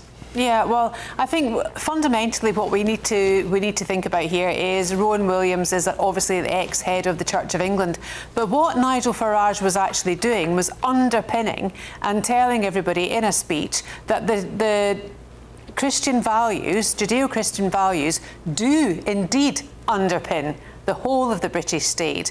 My goodness me, what have we got? The King as the head of our state, the head of the Church of England as well. He's the head of government. New prime ministers have to go and be accepted by him to be elected to become prime minister and lead the Houses of Parliament. We've got soldiers that fight for God and country. Our laws are based on morals and virtues, and our police ought to be policing without fear or favour. Dame Sarah Mullally is very, very quiet on all of these things, and it makes me wonder why Rowan Williams has come out and attack, for want of a better word, Nigel Farage, and I really wished he hadn't, because I live in London, but when we had Eid here, there were loads of lights up for Eid. Christmas? Barely anything, even up and down Regent Street. All of the Christmas spirit seems to have evaporated. It's happy holiday now more than happy Christmas. And, you know, we have to keep remembering. I have seen those signs in central London. I balk at them where it says happy holidays. I mean, I love so much about the United States, and I do wish that we would import a lot about how Americans approach life and much about how they run their government. But one thing I cannot abide about the state secularism of the United States is no one can say Happy Christmas. It's just shocking. And we had, Nick Timothy was one of the only prominent public figures to come out and say that he was aghast at how many Muslim men went down to kneel and pray publicly, because that, I agree with him, was an act of dominance. And that is what Rowan Williams has to be careful when he's courting this religion and when he's trying to promote it over Christian values, because it will not wash well with the public. We can retread those boards if you want. Various faiths have prayed, members of faiths have prayed in Trafalgar Square, but it was the Muslims who were picked on. It wasn't, as far as they weren't picked on. Yeah, they were. You cannot pray outside an abortion clinic without being arrested in this country, Matthew. I don't think you should be trying to put pressure on or harass, even from a distance, women at an incredibly vulnerable moment. But on the issue of Islam dominating, I have no time for Islamism, I have no time for Islamic extremism. But what I also have no time for, and Tom, you're talking about what you do and don't want to be imported into Britain from America. A lot of what happens in America, as we know, washes up on British shores. Harry and Meghan, for one. Let me just make the point. Now more perhaps than ever, or more quickly than ever, because we've got GBNews, the bridgehead, this very show with the Trump White House, and social media as well, of course. What I don't want to wash up on our shores is some sort of rebranded American Christian nationalism. I think that would be an unbelievably toxic direction to go down. Why do you think it's an American thing to say that Britain is foundationally a Christian country? Claire listed an amazing list of all the reasons why, constitutionally, Britain is a Christian country. I'll add one more. The House of Commons was originally a church called St Stephen's Chapel. Every day, the House of Commons opens with prayers. Now, this is the very foundation stone of what evolved into our democracy.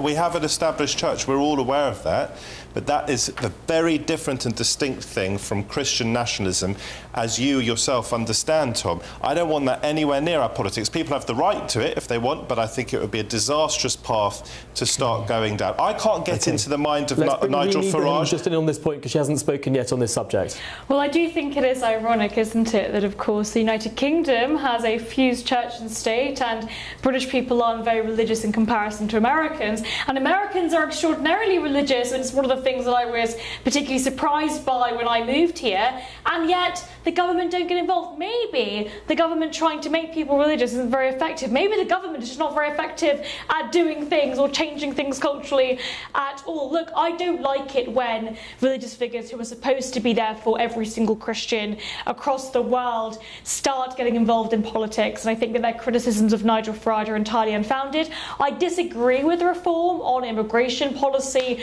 but again, that's a particular policy initiative that has nothing to do with them being racist, which is what many of these particular people in the church have called Nigel Farage. And again, Flair mentioned this earlier, you know, Zia Yusuf is a practicing Muslim, and he is Nigel Farage's right-hand man. You cannot get any more evidential than that. I just want to come back on the Nigel Farage point. This subject, I know you all have a lot more that you're itching to say, but to Matthew, Claire, Eric and Reem, thank you very much indeed. Now, still ahead on The Late Show Live. Will the government go even further on its crackdown on vapes? Yes, doctors are warning it should not be seen as a harmless part of growing up, and after a major review, we'll be debating this very topic. This is The Late Show Live, only on GB News.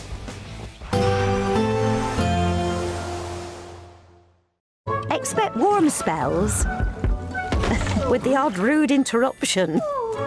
Box Boilers sponsors the weather on GB News. Hello there, welcome to your latest GB News weather forecast. A day of sunshine and showers today. Some of them will be heavy, the risk of hail and thunder as well, some local travel disruption. A Met Office warning for those thunderstorms in place for parts of England and Wales as heavy showers push southwards. Not everywhere will see the showers. There will be some sunny spells in between, a northerly breeze behind this band of showery rain as well, setting in, feeling quite cool across parts of Northern Ireland and Scotland. The mid-teens here. In the best of the sunshine, perhaps 22 or 23 Celsius across southern parts of England, around 20 Celsius there across southern Wales as well. Those showers continuing to push southwards into the evening time and turning quite chilly as well. So looking at the details across northern Scotland, a cloudy end to the day, some showery outbreaks of rain, perhaps one or two glimmers of sunshine, showers across southern Scotland into Northern Ireland as well, but not quite as heavy compared to during the afternoon. Heavy showers though for England and Wales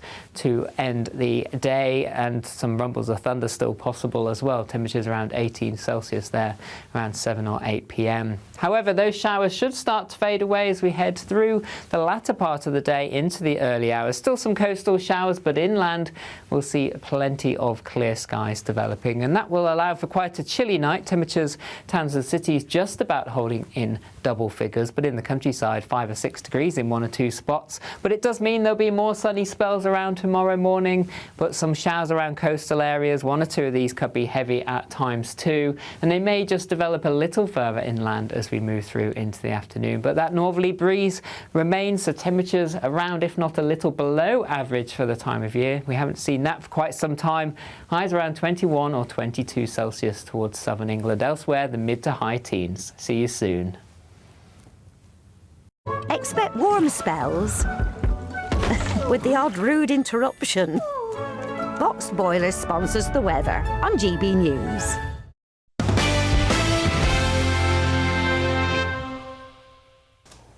Welcome back to the Late Show Live. It's late and it's live and it's a show. Well, leading children's doctors, I should say, are warning that vaping should not be seen as a harmless part of growing up. Yes, a major review of 81 studies found that young people who vape reported higher rates of coughing, wheezing and other breathing problems, as well as links to poor sleep, dental problems and mental health issues. But of course, these are just links, correlations, and we haven't yet seen any proof of causation. Interesting to delve into. Researchers also found strong evidence that vaping increases the likelihood of young people going on to smoke cigarettes, so they claim.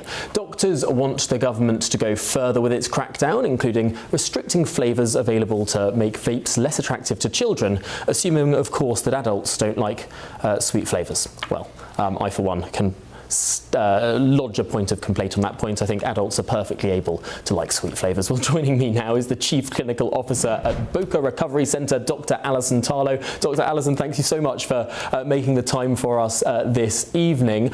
Ultimately, is this study not just pointing out correlations? Could it not be that children that were more likely to smoke in the first place pick up vapes, and therefore it appears that those who vape are more likely to go on to smoke? Do you see what I mean? Absolutely. And I think that's something that we really have to look at. I think that, 20, 30 years ago, teenagers were finding ways to buy cigarettes and smoking them. And of course, we know how harmful that was. The bigger issue is that, the adolescent population are typically and more inherently going to go for things that they know are not necessarily good for them. So, for example, vaping or alcohol. But vaping, it's not about whether vaping is good or bad. We know vaping is not good for you. But there are certainly members of the population who have been smoking cigarettes for years and years. And for them, vaping is about harm reduction. And as you say, there are people who also enjoy, as adults, the sweeter or fruitier flavors. So I think that the issue is really how can we really limit the availability to children or young adults and stop those children from getting their hands on it. I think that's really the issue. I don't think it's about, it's not realistic to ban vaping completely. It's not a black or white issue. It's not realistic, but is it desirable? Is it even desirable? I mean, ultimately, can we not trace some of the precipitous decline in teenage smoking, particularly in the United Kingdom, to the increase in teenage vaping? Well, I think the problem is that teenage vaping, these studies show, the researchers looked at these systemic studies and found that kids who were vaping or teenagers who were vaping have a greater likelihood to go on and smoke cigarettes. And I think that's the bigger piece of this issue, is that it can and does oftentimes lead to smoking cigarettes, which we know how harmful that is. But vaping is also harmful. And then in the older population, moving from cigarettes to vaping is more likely to be a step in the right direction. So again, it's not about looking at whether it's Dr. Allison, I'm trying to get to the bottom of this, because this is a really, really important point. I am fully ready to believe that teenagers who vape are more likely to smoke than teenagers who do not vape. But that is not to say that vaping is not stopping some children who would have smoked from not smoking, because you see, this is a group of people who would be smoking anyway. Say this group of 100 people who would all smoke in a world without vapes. Say they all start off vaping and then 50 of them take up smoking. In the data, that would appear like vaping leads to smoking. But in reality, we would know in this controlled experiment that every single one of those children would be smoking in our alternative world where vapes weren't invented. So actually, it has reduced, in my hypothetical, the smoking rate by 50%. Now, that is completely aligned with what you were saying earlier, and yet the headlines from this study don't point to that perfectly plausible case. It's like the study suddenly decided to inform us all that vaping is really harmful for us, as if we previously thought it was not harmful. This is about more or less harm. And I think you make an excellent point. If you've got 100 kids who turn towards vaping, and then from there 50 of them go on to smoking cigarettes, but the other 50 stay with vaping, we could argue that that other 50 are going to be better off in the long run, which is what we call harm reduction. And we see that across many other areas where we're dealing with substance abuse issues. Yeah, absolutely. It's something that I think it was a battalion of British soldiers found in the First World War on leave in Paris. There was a wonderful controlled experiment where these soldiers, half of them were given prophylactics and the like. I don't know how many rude words I can say at this time on television. And the other half were told to do well by God and country and refrain from the Parisian prostitutes. Can you guess which group contracted more venereal disease? Harm reduction versus attempted harm elimination in practice. What I'm trying to put to you there is that perhaps vapes are our condoms. Yes, and I think there would always be a group of people who say abstinence is the only way to go, and we hear them and we respect their views, but I don't know that it's realistic. And especially when you're talking about teenagers, good luck, because most of the time when you're telling them not to do something, that's pretty much a sure bet that they're going to move in that direction. We did it years ago, found ways to buy our cigarettes, at the corner shop. And, these kids are doing that too. I mean, they have in the United States tried to ban these flavors or the flavored vapes in various states around the US. But from what I'm told, where there's a will, there's a way. There are shopkeepers who do keep these fruity flavored vapes, hidden under the counter, even though they are supposed to be banned from those states. So, again, where there's a will, there's a way. I think it's incumbent upon us, the adults and the lawmakers, to find ways to restrict the availability of these vapes and do the best we can until people are of age. And then it's a decision that adults get to make. But Alison, is there not a risk in that? In trying to restrict access to legal, regulated vapes to kids, perhaps children will then pick up vapes that are not regulated, the ones where the batteries bleed into the fluid, the ones where we have seen problems. I don't think we've seen many problems from children, vaping these proper, regulated, safety-assured vapes, whereas if they get something on the black market, who knows what the thing is made of? Agreed. Absolutely, and that's a very good argument for a lot of different substances that are made available. When you know where it's coming from or there's a government regulation, at least you have a better idea of what's in it. And as you say, when you get these things off the black market, you have no idea what sort of chemicals are in it and what the long-term impact will be of using those products. So I think it is very important that we have warning labels. I think it's important that we have appropriate restrictions. But I also think that it would be unrealistic to think that we can remove vapes from society or from young people, because they are going to find a way to get their hands on them. It's just what adolescents typically will do. Really, really interesting. Well, Dr. Alison Tarlow, thank you so much for your time this evening. Really appreciate it. Chief Clinical Officer at Boca Recovery. Well, still to come on The Late Show Live, the biggest story in the world, unless you've been living under a rock, of course. Harry and Meghan are set to return to Britain. I'll get the thoughts of my panel next. This is The Late Show Live, only on GB News.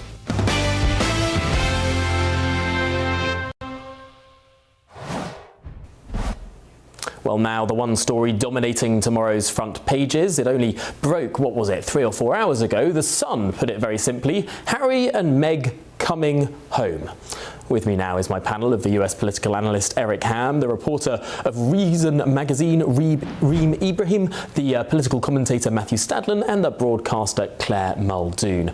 Reem, do you think Harry and Meghan's children are more or less likely to vape if they're going to grow up in the United Kingdom? That's a great question, Tom. Who knows? I mean, look, obviously we know that youth vaping is overstated in the UK, but I do think that they'd have a lot more fun in the UK because, as I've discovered moving here to the United States, Americans drink way less, they have way less fun, the bars all close early. I mean, honestly, I really do think that Brits know how to have fun, and Americans, they don't drink till they're 21, and so by the time they do drink, they can't handle it. Reem, I'm sorry, why did you move to this country? Well, it's a lot richer, Tom. It's a lot richer. Right. Yeah, and look, I do think that there is an element of, you know, when you're an immigrant into a different country, you tend to sort of preserve and have rose-tinted perspectives on your home country. And I love Britain. I think that Harry and Meghan probably also wanted their children to have that kind of very specific British education. I mean, Eric mentioned this in the first hour. There are plenty of brilliant schools in America, partly because they have school choice, right? In a lot of states like Florida, for example, you can have a voucher. You can send your child to whichever school you want to go to. They can be all privately run, but they're funded through the taxpayer. So there are really, really brilliant systems, far more of a free market education in America.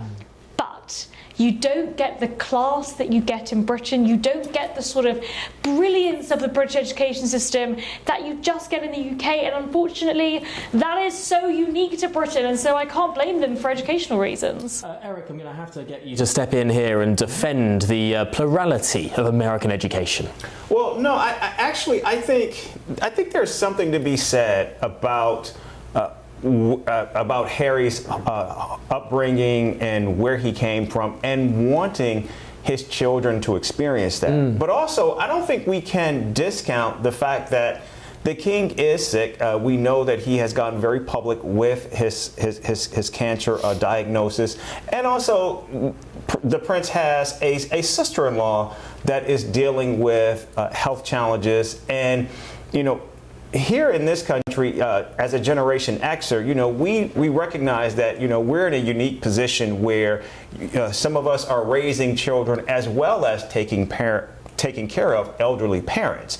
And I think this is a time, this is a moment, I would like to think, where they thought, despite the discord, despite the tension and all of the drama and all of the issues that took place more than 6 years ago, which led them to flee the country, that right now, more than ever, that Harry needs to be there for his family. And yes, the reunion might take time. It will be difficult. But in the end, not only will he be better for it, but so will his children. Now, before I come to you, Matthew, I wanted to raise a point that we touched on in the last hour, which is, of course, the case that Prince Harry had against Associated Newspapers, the publishers of the Daily Mail. Prince Harry lost that case, and I wanted to read a little bit of a statement from Paul Dacre. He's, of course, the editor-in-chief of Associated Newspapers. This is what he said. Prince Harry wrote a sad book which boasted about killing 25 Taliban, his blood-taking and in cringe-making detail how he lost his virginity. There isn't a laundry in the cosmos big enough to wash all the dirty linen he has aired about his own family. For him to complain about his privacy being invaded takes not just the biscuit, but the whole tin. That's just the start of what was an excoriating piece of writing from Paul Dacre. I wonder, Matthew, do you think that this recent loss for Harry in his one of his many different legal cases could have informed this decision? I don't see how the loss would inform the decision, Tom. Because he has taken a hit in terms of how the papers are viewing him. He's been wounded and needs to build back a certain reputation, perhaps with the press or, more importantly, the public. I would have thought his loss, by the way, I wouldn't take any lectures from Paul Dacre, but I would have thought his loss that you've just described would have made it more likely that he'd want to stay in the United States. And therefore, given that he is re-emerging into what I think Eric described as the sort of fire of the British press in the last hour or so, I think that's a rather brave decision. I think it's despite his relationship with the press rather than because of it. We've got 30 seconds and I want to get Claire Muldoon in. Claire, do you agree? With what? Sorry? With Matthew saying that, oh, it doesn't matter, this case is immaterial. Well, no, the case is material to them coming back, I think, because they need to know that they're dealing with that, and he needs to pay all of those losses, of course. And I think there's something happening on Friday as well. There's a further part of the judgment coming out. So that's crucial. It might be a way for Harry to engage with the press to go forward. So who knows? But I bet you Harry and Meghan are fond of a vape. Well, fantastic. They're not Claire, called Lost Matthew, Mary for Reem nothing. And Eric, thank you very much indeed. More coming up in the next hour, including this. I don't know how they live with themselves. They have children. They don't allow their children to be on social media. I don't know how Mark Zuckerberg can live with himself knowing that he has his hands are bloody.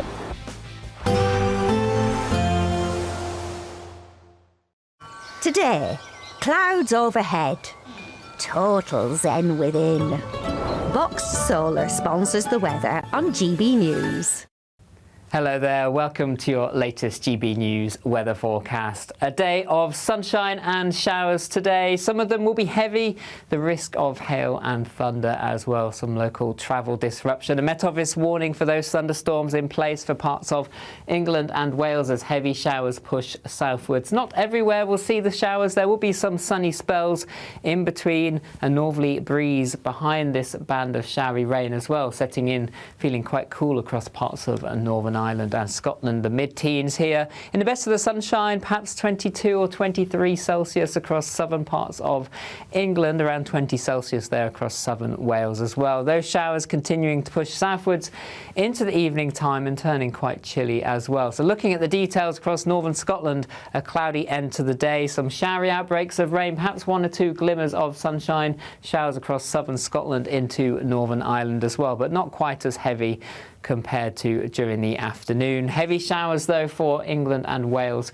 to end the day, and some rumbles of thunder still possible as well. Temperatures around 18 Celsius there around 7 or 8 p.m. However, those showers should start to fade away as we head through the latter part of the day into the early hours. Still some coastal showers, but inland we'll see plenty of clear skies developing, and that will allow for quite a chilly night. Temperatures towns and cities just about holding in double figures, but in the countryside 5 or 6 degrees in one or two spots. But it does mean there'll be more sunny spells around tomorrow morning, but some showers around coastal areas. One or two of these could be heavy at times too, and they may just develop a little further inland as we move through into the afternoon. But that northerly breeze remains, so temperatures around, if not a little below average for the time of year. We haven't seen that for quite some time.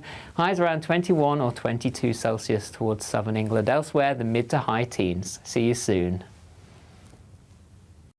Today, clouds overhead. Total zen within. Box Solar sponsors the weather on GB News. Britain deserves a newsroom that puts the facts and your voice first. Well, and that's what you get on GB News. Lively debates, lively conversations. And we're not afraid to hold power to account. And each other. So join me, Andrew Pearce. And me, Miriam Cates, for Britain's Newsroom, weekdays from 9:30 on GB News. Bold. They are under no illusion. Ray. Are you a human trafficker? Boundless. I've had enough of the nonsense, and I'm not afraid to say it. Don't get this on the BBC. Every weeknight, I tear through the headlines. The smell of gasoline. Should we be worried about it? From Westminster madness to cultural war chaos. What I'm going to do now is they are throwing things out the car as we speak. Get ready, Britain. Here we go. Patrick Christys tonight, weeknights from 9 p.m. only on GB News, Britain's news channel. From the school run to the home run, watch a new show for all of Britain. So he can say whatever he wants. A straight talking show where all voices are heard. And, you know, when are we going to stop talking about smashing the gangs and actually do it? With the stories that matter from every part of our country. There's a bit of a crash landing there for your Chancellor. Bold, fearless and standing up for you. That's me, Martin Daubney, 3 p.m. till 6 p.m. weekdays here only on GB News. The People's Channel, Britain's news channel. From court mornings to warm family brunches, from football to tennis in the car, in the kitchen. GB News Breakfast is there with the stories you need and the conversations that matter. Anyway, let's talk business. Well, it has been a historic night in British politics. It's astonishing, isn't it? We're here again. To start your day just right. GB News Breakfast. Every morning from 6 a.m. Only on GB News. Britain's news channel. Britain is not just a geographical expression. We are a people bound together by history and culture that are distinctively British. Join me to celebrate our music, theatre, artworks and literature, which we can explore and enjoy together. Everybody's welcome. Sunday with Michael Portillo. Every Sunday at 11 a.m. on GB News, the People's Channel, Britain's news channel. Some people enjoy lazy Sunday mornings, but not me. What's the truth of the matter? So that's a very live question. Would you support him if he waters down these plans? Before the spin sets in, I'll be getting to the truth. This is personal. No soft questions, no easy answers. It's one thing if the state has rules in this country. It's another thing whether the police and others actually police them. Setting the agenda and holding those in power to account. You can't really blame her if the system is set up this way. You will not want to miss it, trust me. The Camilla Tominey Show, Sundays from 9:30, only on GB News.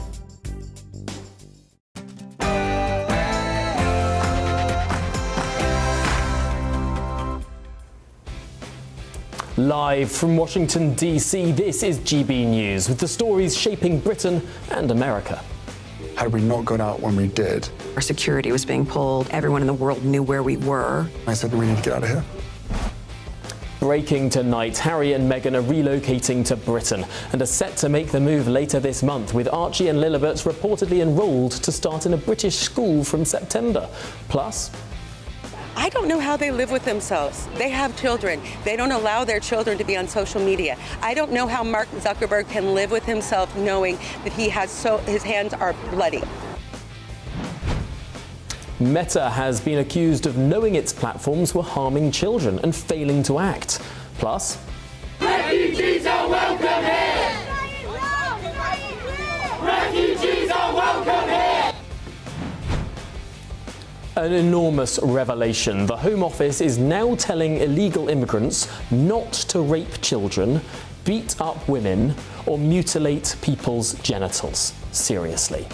Also, to me, the most beautiful word, and I've said this for the last couple of weeks, in the dictionary today, and any, is the word tariff. Donald Trump has paused his threat to slap Canada with 50% tariffs as the two sides close in on a new trade deal.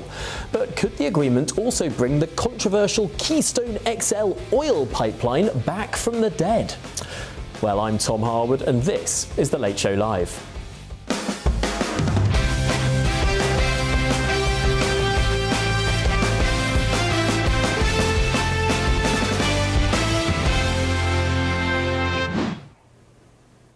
Welcome to The Late Show Live. Joining me this evening in Washington, D.C. is my panel of Eric Ham and Reem Ibrahim. And in London, Claire Muldoon and Matthew Stadland. Thank you both, or indeed all four of you, for joining us tonight.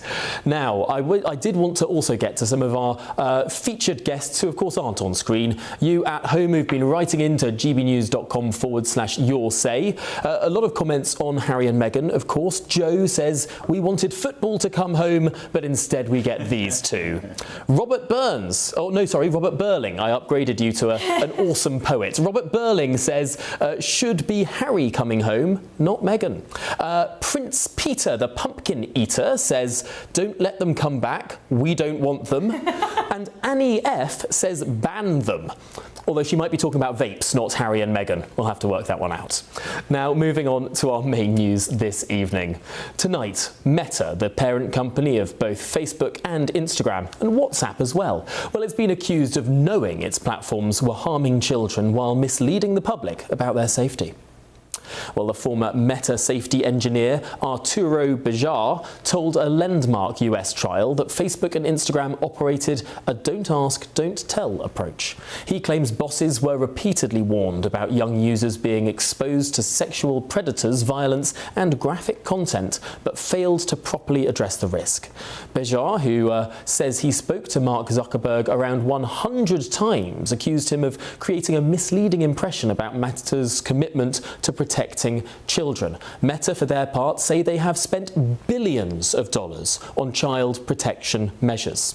Well, now 29 US states are suing the company. Of course, Meta denies the allegations and insists it's introduced extensive safeguards for young users.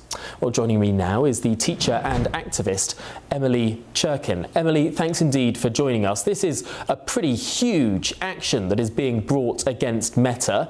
Those bringing it say it could be a 200 billion suit. Meta claims it could be a 1.4 trillion suit. I mean, this could end the company. Yeah, that wouldn't be the worst thing, in my opinion. That wouldn't be the worst thing. I mean, Emily, this could genuinely end what we know as social media. Do you think social media is that unsalvageably bad? I do. I think the way it is now, the way it has changed so much since it first came out, you know, and we were first using it 10, 15 years ago, is so fundamentally different that I think it needs to be fundamentally changed from the ground up in order to get to a point where it is an enjoyable experience. I think most people at this point would say their experience of social media is just overrun with ads and bots and AI and spam. You know, the algorithm pushes content we supposedly want to see, but maybe we actually don't want to see. And it's one thing, you know, for adults, it's quite another thing for children. What we know is that technology companies need children, but children do not need technology companies. And what we're seeing in these cases is evidence of significant harm. So, you know, again, the clip you showed at the beginning is these parents pointing out that tech company executives don't let their own children use these products. So, you know, it's this for thee, but not for me. And I just fundamentally reject that. Well, hang on, isn't that just an element of parental choice? I mean, for some parents, they might think that it's a good way for their children to learn about the world. For others, they will say absolutely not. I mean, I, as a child, I don't know if I should be admitting this sitting in the United States of America, I wasn't allowed to watch Disney films. My parents said they were too American. And so I was forbidden from seeing many of those newer Disney films. I think I could see the classics. But anyway, yes. Ultimately, is this not about parental choice? Why should the government decide what's best for every single child? I mean, it's a good question, but here's the problem. These products are engineered to hook and hold attention. So I fully believe that parents have a responsibility. And what I say to parents is, look, it's not your fault that the products were designed to hook and hold your child's attention, but it is your responsibility to set limits and teach them about that. But at the same time, what you're dealing with is a hijacked neural pathway. You know, these are products that literally tap into the neural network and manipulate our behavior. Look at adults. Like we don't even need research. We just walk around the street and watch everybody buried in their devices. Our posture is terrible. You know, we're totally distracted. We can't focus for long periods of time. I mean, I think it's just sort of this thing that we should look at and say, maybe this just isn't good for us and we should be rethinking the entire experience of it. So yeah, I mean, parents have a role, but when a company is overstepping and causing harm, I absolutely think there needs to be regulation. Of course, the United Kingdom is now legislating to ban under-16s from using social media. Australia has done much the same thing. Weirdly, though, and I found this completely bizarre and almost incomprehensible, included in this is YouTube. Now, I think YouTube was included in a suit in Los Angeles a little bit earlier as a co-defendant alongside Meta. They had to pay out damages to a child. But why is YouTube being counted as these social media? I say this as someone, and I've said this on the channel before, so I'll happily embarrass myself. As a 13, 14, 15-year-old boy, I uploaded vlogs onto YouTube. I had a small following. I learnt so many skills. I don't think I'd be sitting here presenting a programme in Washington, D.C. somehow if I hadn't had that experience as a young kid, uploading and being creative. And yes, sure, there might have been risks there, but my parents knew what I was doing. I had that freedom and that responsibility. I think that really helped me actually, over the last 15 years of my life. I think that I wouldn't be the person today if I hadn't had that opportunity to expand what I was doing as a 13, 14, 15 and 16-year-old. And that opportunity has been snuffed away from children in Australia, and it's soon to be taken away from children in Britain as well. And I think that's profoundly damaging. Well, I would argue that the YouTube that you used 15 years ago doesn't look at all like the YouTube that children are using today. And again, you know, I think sometimes it is hard to think of YouTube as a social media platform, but really they fundamentally operate in the same way. I mean, yes, they're slightly different, but they rely on ad revenue. It's about, you know, engagement. Yes, you can post, you can comment. I think YouTube is actually one of the slipperiest slopes here because of course there's content on there that's entertaining or interesting or educational, but in there as well is content very quickly that becomes dangerous, addictive, problematic. I feel like one of the things about this issue that gives me actually a lot of hope is that this isn't or doesn't need to be a political or a partisan issue. I think most people can agree with the statement that children shouldn't be watching pornography. And unfortunately, that is embedded and available and appears, whether children seek it out or not, in such a different way than it used to, or than, you know, again, even 10 years ago. And so, you know, again, I kind of joke sometimes that I just say this because I was a schoolboy in the 2000s. And in the 2000s, before these things like infinite scroll, autoplay and algorithmic feeds, I was a kid in a boys' school.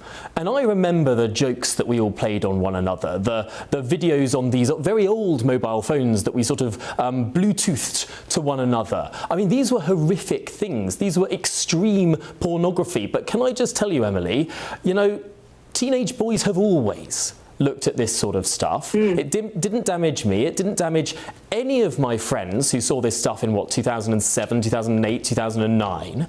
And there was some, I'm sure you're aware of the shock sites that you could visit in the early days of the internet. They were prolific. Can we not pretend that this is suddenly new in the last 10 years? No, I don't think it's new. I think it's worse. I think the accessibility, I think the fact that, for example, when I first started this work a decade ago, we were talking about the screen time that children were having at home after school hours, right? Now what's happening is children are watching YouTube at school. And in fact, one of the things that came out of the trial in California was, because again, YouTube is a Google product and Google products are used in schools, was that in the discovery material, you know, Google was asking questions, YouTube was asking questions like, how do we get this into the hands of more children? Our viewership is down during school hours. How do we change that? Well, by making it, quote unquote, an educational tool. So again, if we're talking just total amount of exposure, it can be, but I would argue there's lots of other places. I don't think I would be able to put up a shelf without YouTube. Sure, but that's not what children are watching. And again, like if you're with your parents and you're trying to figure out how to build a birdhouse and you look it up together. Children are watching. When I was a child, maybe I'm an odd child. Maybe I'm sorry to be so self-referential in this conversation. I was watching these amazing videos of sort of people who were absolute nerds about space. And I learnt so much about rocketry that I don't think I would have found if I went off to read a book. But I sort of stumbled upon these videos. Also, just these amazing old documentaries about British politics in the 1970s and 1980s. I could tell you a million stories about, I don't know, about Jim Callahan. And I don't think I would be able to do that if it weren't for YouTube piquing my interest as a precocious 11-year-old. I mean, are we at risk here of looking only at people we class as vulnerable to the exclusion of the opportunity to people that we might think of as actually really benefiting from this technology? I think all children are vulnerable simply from a brain development standpoint. It doesn't mean that all children who watch YouTube are going to become, you know, extreme terrorists, but it does mean that when your brain is still developing, you don't know necessarily what an addictive algorithm might do. You might not realize that the content you're viewing is swaying your perspective on a topic that you're far too young to understand. I'm not saying that happened to you. I'm saying that this is the norm now for children in the number of hours that they are consuming. And so, again, you can learn things. I'm not disputing that. Opinions are being swayed by YouTube? Not just YouTube, but social media. I think all of us are heavily swayed by what we see. Our attention and our ability to focus and think critically is seriously impacted by the time that we are spending consuming digital Emily, media. hold that thought, because we've got a few more minutes, and I do want to expand this conversation with our panel. So do stay with us, and we're going to try something that I've never tried before on television. It's called a six box. Here we are in glorious Technicolor.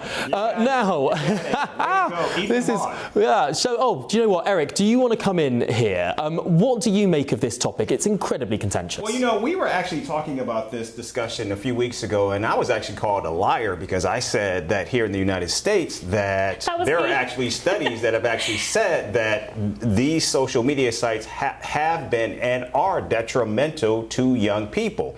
And what we're seeing here is 29 states in the United States led by their attorneys general, and we have to make clear that these are both red and blue states are bringing this case, which means not only do they have the evidence, but they believe that they can actually win. And oh, by the way, we know that already there have been massive awards against Meta as a result of these same complaints that have been brought to the tune of nearly $1 billion already. One was an actual verdict that was brought. The second was an actual judge that ruled against Meta. So clearly what we're seeing here is this is now becoming, I think, a five-alarm fire where we are seeing that states are going to continue to bring these cases, but also the rest of the world is looking at this, and it's finally beginning to realize that this is problematic. Reem Ibrahim, do you want to retract your accusation that Eric was lying, or do you want to dig down? What I will say is that what Eric has just said is that all of these cases are evidence that social media is harmful. And I will ask him what I asked him again in that previous show where we discussed this. Where are the studies that show that social media is extraordinarily harmful? They do not exist. There are so many different studies out there that show so many different things. I am going to cite one study that was referred to by the Surgeon General here in the United States under Joe Biden. He said, according to this report, 80% of children say that social media makes them feel more connected to what's going on in their friends' lives. 71% say it gives them a place to show their creative side. 67% say it makes them feel as though they have time to be able to speak to their families and able to have go through tough times. 58% say it makes them feel more accepted. And look, we have so many stories that have come out of the Australian example in which they have banned social media for under 16s. Many of those children have then still been able to access social media, and they are accessing content that is designed for over 18s because the platforms assume that they are that age. And of course, lots and lots of children that live out in the outback that aren't able to see their friends every single day. They are not able to connect with their friends and they feel far more lonely. The Guardian actually have done some pretty good reporting on this as well. So I think the entire conversation about social media is always around this moral panic and never about what it actually means to grow up on social media. I'm 24, I grew up on social media, and I think it has done some really great things. And also, there are some awful things when it comes to social media, but that is fundamentally up to parents to decide, not the companies to blame. OK, we're going to pause Washington, D.C. here and head to London now. Matthew Stadlen, what do you make of that? Tom, I find it astonishing that you are prepared to weigh on the scales here the contribution that YouTube may have made to your career against what, in contradiction to what Reem has just said, seems to me astonishingly obvious that social media has done extraordinary harm to young people on both sides of the Atlantic. I don't deny that I'm sure it's done some good as well, but this is about balancing the good with the bad.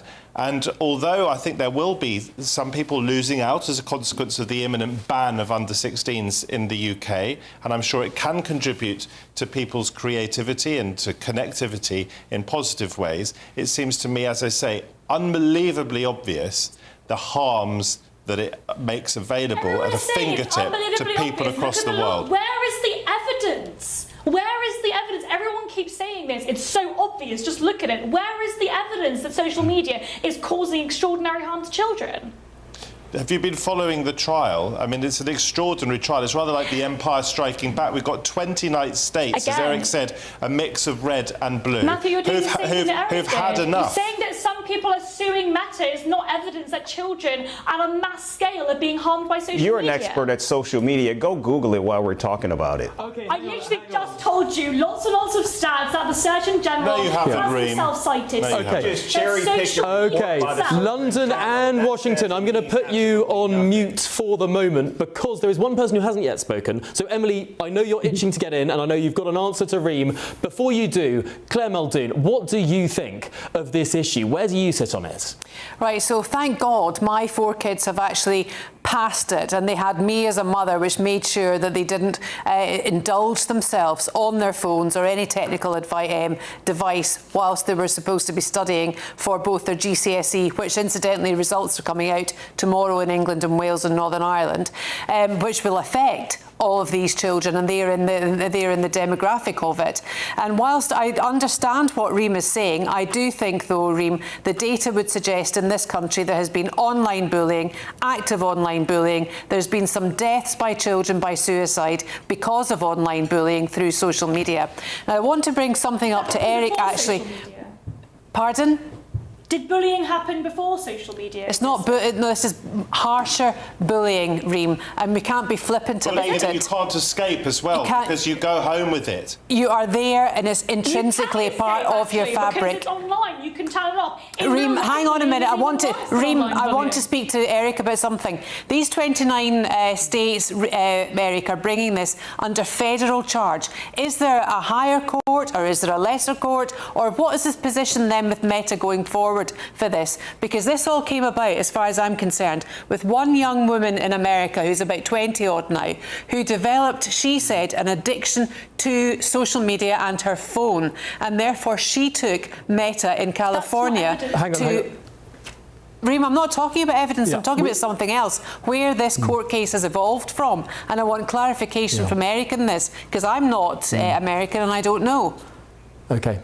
Thank you, Claire. I'm sorry there's a little bit of a delay on that, so that might have sounded a bit jilted. Eric, if you will, very, very briefly, and then we'll get the final word to Emily. So, Eric, if you could answer Claire. This is no different than what we have seen over and over again, where you have class action suits, and right now you have 25 states that have actually brought a case against Donald Trump's tariffs. That is actually in a federal court. And so when you have states that come together like this, they don't do this in a particular state. They actually bring a federal case, and that's what we're seeing being brought. And clearly what we're seeing here is typically you have to go through discovery to see if there's actually any evidence there of any wrongdoing, and a judge actually certainly believed that there is, why we're actually seeing this case actually go through. Okay, and now Emily Churkin, you were itching to come in there when Reem was saying, where is the evidence of harm? I mean, look, I'm a big fan of independent evidence. I believe in it. It's important to have. But I've two things can be true. Children can find social connection and use social media in healthy ways. However, why defend a product whose creators won't let their own children use it? To me, that speaks louder than any data. And I just feel like if they're not doing it, why should other children be allowed? Why should it be okay? That, to me, is more powerful than the data. Okay. Well, we've heard you. Hang on, Reem. We've heard you all loud and clear. This has been my first experiment with 6 of you on screen at one point. I think it's been marvellous. Thank you all for your contributions. Really appreciate it this evening. Now, you at home, let me know your thoughts. Visit gbnews.com/your say. We'll get to some in a little bit of time, but still ahead on The Late Show Live. Refugees are welcome here! Refugees! Huge revelation today. Yes, the Home Office is now telling illegal immigrants not to rape children, not to beat up women, and not to mutilate their genitals. Yes, seriously. A government leaflet telling people how to behave in a civilised society. We'll bring you all the details after this short break. This is The Late Show Live, only on GB News.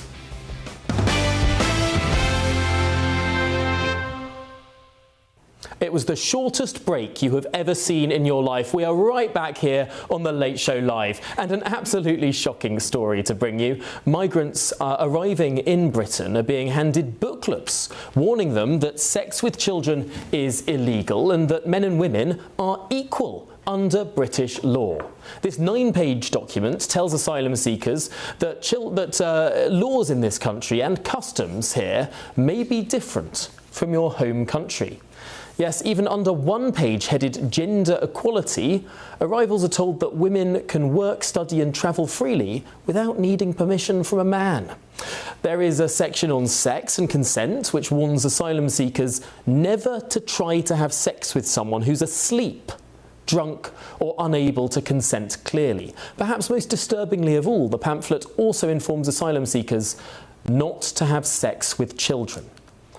Well, let's try and react to this astonishing document, which I have in my hand here, genuinely being handed out to asylum seekers in Britain. Let's discuss it with the US political analyst Eric Ham, the reporter at Reason Magazine Reem Ibrahim, the political commentator Matthew Stadlen, and the broadcaster Claire Muldoon. Claire, my jaw hit the floor when I read some of what was inside this leaflet. What was your reaction? I'm not surprised. I'm absolutely disgusted and appalled at this. And bear in mind as well, it's only issued in the one language, I believe, that I don't think any of these young men that are crossing in boats illegally can actually read or understand.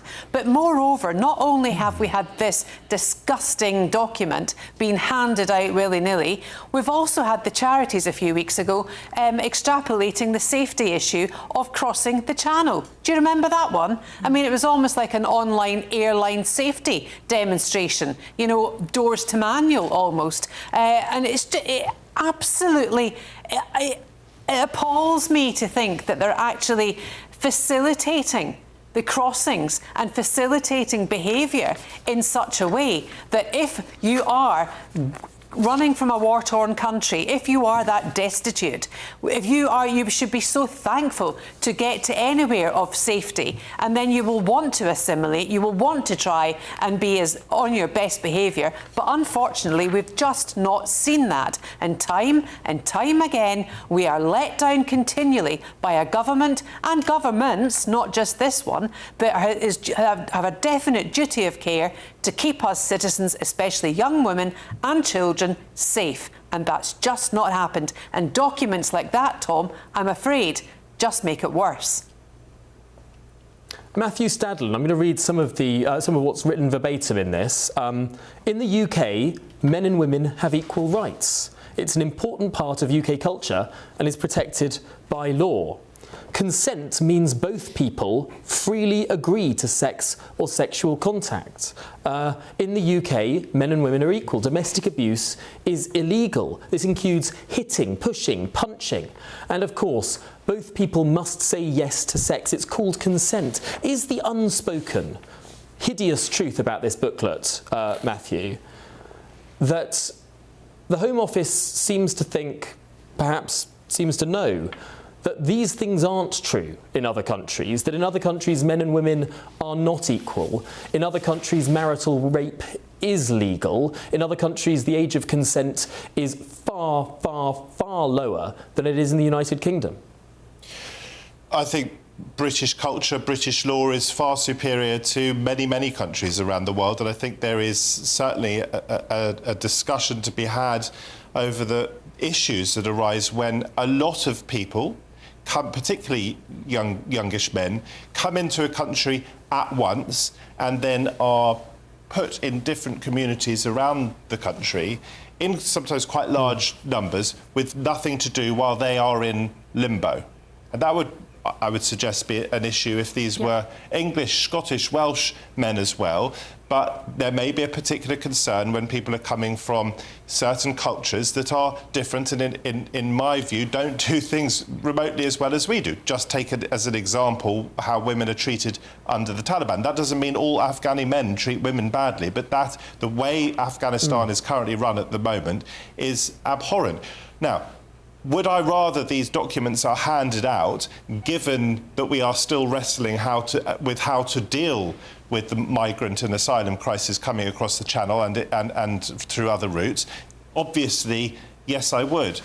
Does it put its finger on a problem? Yes, but let us also remember that at any rate, Matthew, and let me finish. Sorry, let me finish. Tom, you just must let me finish because I want to put some context on this. To tell not to rape children. Any rape and any sexual crime is absolutely abhorrent and one too many, whether it's committed by an English person or someone coming from abroad.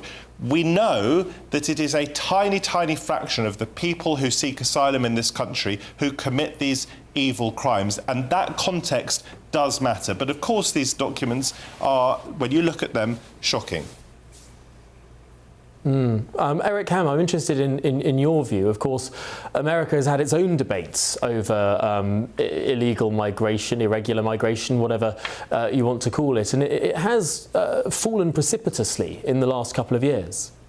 Well, if we're talking about this document that you have in front of you, I think it's something in the United States. It's not something that should just be given to immigrants. It should be given to people here. And we probably should start with the occupant of the White House, who was actually found liable for sexual assault on a woman. And I think also, given the fact that violence against women in the United States remains a persistent problem, I think this is something that should not be simply locked into an issue of immigrants and that they deal with, because it's something that has been and continues to be a persistent problem, not just across the United States, but across the world. We know that at least one of every 3 women have either been subjected to sexual assault or physical abuse at the hands of another man, oftentimes an intimate partner. And so I think this is something that has continued to vex not just the UK, but also the United States as well. I think that's a very, very fair point, and I don't think anyone on this panel is denying that there are rapists and people who commit sexual assault from every country. What we do know, though, from some data, and the government doesn't reveal all of this data, that different cultures do have different propensities to commit certain types of crime. We don't know that, Tom. We don't know that. We do. Well, we don't listen. What No, listen, I tell you, those stats are extrapolated from limited data, Tom. And you of all people, Tom. Eric Ham, I didn't talk about genetics. I talk about culture. Tom, you of all. we have got a problem You in the of all UK people, Tom, should with the know how to reporting deal with of. data. Matthew first, and then Claire. Okay. There are lies, damn lies, and statistics, and the data that has been flying around, which you have just lent credence to, at the same time, Tom, is accepting that it is limited. And so it is unbelievably dangerous to throw stats around as though they're facts. I agree with Eric. Everyone needs to understand how better to treat women, because we have a massive domestic problem in Britain, and there is one, of course, in America as well. But I do say proudly that our laws and our culture, as it is publicly expressed, certainly is superior to the laws in Afghanistan. I'll give you one fact. So I think two things could be true at once. Here. Okay, thanks, Matthew. Okay, I think one of these things is so important. The reporting of race and creed against the perpetrator of a sexual assault in this country is not recorded, and that is an issue, and that needs to be dealt with. And I'll tell you something. Sorry, Reem, I don't mean to interject, but this is very important as well. We had a deer shot dead in Richmond Park the other day because someone couldn't read a sign. Are you trying to, and these signs are everywhere, do not feed the deer, do not feed the deer, and yet what do people do? They feed the animals, and then the animal sort of attacked a man. He was absolutely fine. The deer was shot. My point is, you can give people information.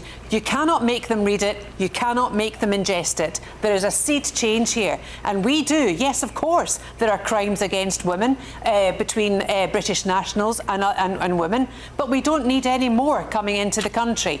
So let's get rid of all tourists, shall we? And let's get rid of all immigrants, legal immigrants as well. Matthew, tourists, why don't we lock up all they're men? Here for a definitive period. If we locked up all men, we'd have because no I'm not rape a and no sexual I abuse, love or men. very little We of it. do not. We know that the tourists come over with their visas, their passports. We know who they are. We do not know who illegal immigrants are seeking asylum in this country because they are undocumented. A tiny proportion They're of them undocumented. It doesn't commit matter. these heinous crimes. Too many. A tiny minority. A tiny proportion. Isn't any crime against a woman too many? Isn't any crime?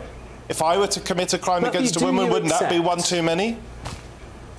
Do you accept that on a per capita basis there have been some real problems with some real communities? For instance, not just the Muslim community, but specifically the Pakistani community in Britain. Not just the Muslim community. Of group-based grooming that was brushed under the carpet for a very long time, and because we couldn't have discussions about particular problems of particular migrant communities, many girls went without justice for many years. Okay, let me answer that directly. Political consensus that was Let me wrong. answer that directly, if I may. Without interruption, I'll try and be as brief as I can. The vast majority of group-based sexual crimes are not committed by Pakistanis in this country or Pakistani Brits. However, what we do know is that the way that some of those victims were treated was disgraceful, and it was partly because some people in authority were afraid of being called racist, and there is no place for that in our society. Every crime against a girl or a woman should be ruthlessly and relentlessly investigated and punished by the state under the rule of law. If I may just very quickly speak about the cultural aspect of it. I mean, I'm originally North African, I was brought up Muslim, and I do understand that there are aspects of particular cultures. I'm half Egyptian, half Moroccan. There are absolutely aspects of that culture, especially when you leave the city and you go into the countryside, and there are some more sort of backwards perspectives that are far more misogynistic. Now, that does not mean that those people are more likely to then commit a sexual assault or a rape against any particular person, but it does mean that that culture then does feed into the idea that within a marriage, for example, it's acceptable to have sex whenever you want, and therefore marital rape is not legally binding in lots of these countries. I do also think, and this is decriminalised here until I think the 1990s. Well, indeed, yes, that's right. I will also say I do think there is a problem with illegal migration in the UK in which we don't know who these people are. Many criminals, many people that are actually attempting to be imprisoned in these countries, then flee to come to the UK. I'll give you one example. I was speaking to a tour guide in Cairo. I was there a couple of months ago, and she was saying she was pretty astonished that this guy who was part of the Muslim Brotherhood had been granted asylum in the UK, and I had never even heard of the story. But lo and behold, it was true. There was somebody that was imprisoned in Egypt, and he fled. He claimed asylum in the UK. The Egyptian government had a warrant out for his arrest, and the British government gave him asylum. So I do think there is a problem with the fact that we don't know, who these people are. I don't think that we should sort of halt immigration or imprison all men or anything like that. But I do think that generally speaking, I'm very pro-immigration, but when we don't know who those people are, and indeed we are accepting people from countries that actually those countries want to imprison anyway, that is a pretty difficult position to be in. Well, let's end this conversation here because I know that everyone has so much more to say. It's one of these perennial topics. We'll have to return to it at another point, and no doubt we will. But thank you all. Up next on The Late Show Live. To me, the most beautiful word, and I've said this for the last couple of weeks, in the dictionary today, and is the word tariff. Donald Trump has paused his threat to slap Canada with a 50% tariff as these two sides close in on a new trade deal. This must be the third or fourth or fifth trade deal that they've done in the last few years. Who's counting? But could the agreement also bring the Keystone XL oil pipeline, which would be music to the ears of Canadians in Alberta? Well, I'll be speaking to one of those Albertans next. This is The Late Show Live, only on GB News. Expect warm spells with the odd rude interruption. Box Boiler sponsors the weather on GB News. Hello there, welcome to your latest GB News weather forecast. A day of sunshine and showers today. Some of them will be heavy, the risk of hail and thunder as well, some local travel disruption. A Met Office warning for those thunderstorms in place for parts of England and Wales as heavy showers push southwards. Not everywhere will see the showers. There will be some sunny spells in between, a northerly breeze behind this band of showery rain as well, setting in, feeling quite cool across parts of northern Ireland and Scotland, the mid-teens here. In the best of the sunshine, perhaps 22 or 23 Celsius across southern parts of England, around 20 Celsius there across southern Wales as well. Those showers continuing to push southwards into the evening time and turning quite chilly as well. So looking at the details across northern Scotland, a cloudy end to the day, some showery outbreaks of rain, perhaps 1 or 2 glimmers of sunshine, showers across southern Scotland into Northern Ireland as well, but not quite as heavy compared to during the afternoon. Heavy showers though for England and Wales to end the day, and some rumbles of thunder still possible as well. Temperatures around 18 Celsius there around 7 or 8 p.m. However, those showers should start to fade away as we head through the latter part of the day into the early hours. Still some coastal showers, but inland we'll see plenty of clear skies developing, and that will allow for quite a chilly night. Temperatures towns and cities just about holding in double figures, but in the countryside 5 or 6 degrees in 1 or 2 spots. But it does mean there'll be more sunny spells around tomorrow morning, but some showers around coastal areas. 1 or 2 of these could be heavy at times too, and they may just develop a little further inland as we move through into the afternoon. But that northerly breeze remains, so temperatures around, if not a little below average for the time of year. We haven't seen that for quite some time. Highs around 21 or 22 Celsius towards southern England. Elsewhere, the mid to high teens. See you soon.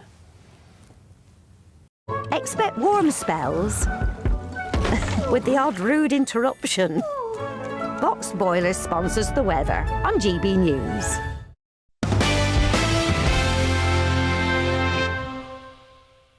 This is the Late Show Live. Now, Donald Trump has paused plans to hit Canada with 50% tariffs after claiming the two countries have the basis for a new trade deal. Yes, first there was NAFTA, then there was the USMCA, then the USMCA was renegotiated, and now this must be a fourth deal by my count, or perhaps I've missed 1 or 2. Well, the duties were due to hit around $20 billion worth of Canadian goods, including wine and hockey sticks. I'm surprised they didn't put maple syrup in there too. But now they've been delayed for 3 days whilst the agreement is finalised. The Canadian Prime Minister and former Bank of England Governor Mark Carney says substantial progress has been made, although negotiations are continuing. Trump has also raised the prospect of reviving the controversial Keystone XL oil pipeline. Now, this project was designed to carry Canadian crude oil from Alberta into the United States, but was abandoned in 2021 after Joe Biden revoked a key permit. Now, Trump says that it may be awoken from the grave. Can we expect this to fire up major debates about Alberta's independence? Yes, ahead of this referendum taking place in October. Really interesting stuff. Many in the province feel alienated from the sort of base of Canadian body politic, and even betrayed, especially by Canada's Liberal Party government. Well, joining me now is the leader of Let Alberta Decide, Keith Wilson, a leader of the province's separation movement. Keith, thank you so much for making the time for us this evening.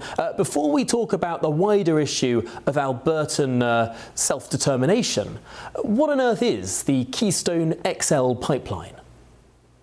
Well, in Alberta, we have the 3rd largest reserve of oil in the world. And it's quite remarkable that it sits right above the United States here in Canada, in the province of Alberta. And if you drew a line straight from Texas up into Canada, you'd end up in Alberta. Well, was the planned route for the Keystone XL pipeline. Right now, Alberta sends about 4 million barrels a day, 4 million barrels a day down to the United States. We're a critical supplier of their oil and energy needs. The plan for the Keystone XL, when it was originally conceived, was to send about 800,000 barrels, just about 1 million additional barrels to the United States a day. But, you know, politics got into it, and climate change politics, and the Biden administration canceled it. And President Trump now, as part of this trade deal, is talking about reviving it and increasing Alberta's supply of oil to the United States. Mm. Doesn't this somewhat undermine the argument for Albertan independence? After all, it looks like it could well be the Canadian government that is going to not be the block here. It was the Biden administration in the United States that put a stop to it, and now it could be that Mark Carney and Donald Trump do a deal that's great for Alberta. What's there not to like about being a member of the Canadian Federation? Well, what's happened in Canada is because of the way the population spread out and how seats in our parliament are allocated, all the decisions and the laws and the taxation policies that affect us out here in Alberta, way out in the west, just on the foothills of the Rocky Mountains, are made by Ottawa and Central Canada by Central Canada voters. So we're a colony without representation, and we have this weird program here in Canada called equalization, where each year, at a minimum, we're spending $20 to $30 billion of our tax dollars go to Ottawa. They get to use it. We don't get anything back. And there's lots of other things that are frustrating Albertans. Two-tier justice system, out-of-control immigration, our streets aren't safe, deficit spending driving up inflation and making the cost of living unaffordable. We've got no say in any of those things. Canada's unique. Our Supreme Court of Canada laid out a legal pathway for a province to become independent through a referendum, and we've started that process here. So I don't see this announcement today or yesterday as significantly changing the sentiment for independence, because it's so much more than oil. But what it does illustrate, Canada was in a tough spot. And the only leverage they had, the Central Canada, to preserve their manufacturing economy was to use the leverage of Alberta's natural resources and our energy. So it shows the strength that we have, and we have the ability to go alone should we decide to vote to become independent. Keith, have we seen this play out before? I mean, a lot of the arguments that you were just saying then are strikingly similar to the arguments that Preston Manning was making in the late 1980s and early 1990s. The Reform Party of Canada, of course, dominant in the West, and went on to, well, a member of the Reform Party of Canada, Stephen Harper, ended up being Prime Minister of Canada for 10 years. You're not underrepresented. In fact, you've led your country. Well, and it just goes to show that, you know, we were told here in Alberta decades ago, just elect a Conservative government in Ottawa and you will no longer be taken advantage of. You won't have to send $20 or $30 billion extra of your tax dollars to Ottawa and not get them back. We were told that we would get representation and our say would be heard. You know, Preston Manning's motto was "the West wants in." Well, we tried all that. We're no further ahead. We still have these incredibly anti-development policies coming out of Ottawa, extreme taxation. The taxation's getting out of control. We've got entrepreneurs and job creators leaving here at record numbers, leaving the country. It's not sustainable. And Albertans are fed up. They want out. We can go it alone. We can redefine our relationship with the rest of Canada. We're the job creators here. All the economic growth in Canada has been in Alberta. We have the third largest reserve of oil. We have other assets that the world wants. We've grown up. We've outgrown Canada. It's time for us to set ourselves free and kick the uncle out of the basement that keeps taking our money. Now, a lot of people will be thinking, hang on, how does this all chime with Donald Trump's attempts to make Canada the 51st state of the United States? Because, of course, there was another country that was sort of bordering the United States that went independent for a period of 10 to 15 years. It was called the Republic of Texas. In fact, if you go to St James's Street in London, there's a pub that's just by the Palace of St James, where you can see a little plaque on the side of the pub saying Embassy of the Republic of Texas, because that building that is now a pub was once the embassy of an independent state called Texas. Of course, it was a small independent state that spoke English, that traded massively with the United States, and within a few years it was absorbed by its larger neighbour. Is it not the case that an independent Alberta would, in just a few years' time, be absorbed into the United States? I don't think so. You know, there's the independence movement here is not interested in replacing our current master that controls our lives from Ottawa with a new one in Washington. We have a very diversified economy. Again, we have the third largest reserve of oil in the world. We're a very strong province. We're strong people. We're very independent focused. And there's not an appetite to join the United States, and we have the ability to resist it. And when Trump, unfortunately, talks about the 51st state, it plays into the hands of Ottawa and scares people here. But Albertans are clear who are thinking that we need a new relationship with Canada, that we can go it alone. They're not interested in joining the United States.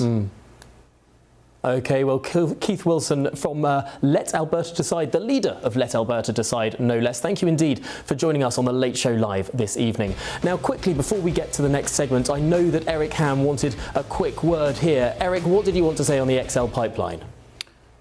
It's something that if it's going to actually have an impact on the trade talks that are taking place right now, that means Canada is going to have to give up a lot. Could it mean greater access to dairy, which Donald Trump has been pushing for? Or could it mean that we will actually see alcohol, U.S. alcohol, back on the shelves in many of the Canadian provinces? Interesting point. Well, Eric, thank you very much indeed. Now, still ahead on the Late Show Live, we're bringing you all of the front pages for tomorrow's newspapers, including some surprising and uplifting news. Yes, a new vaccine for skin cancer offers hope to tens of thousands of people across Britain. This is the Late Show Live, only on GB News.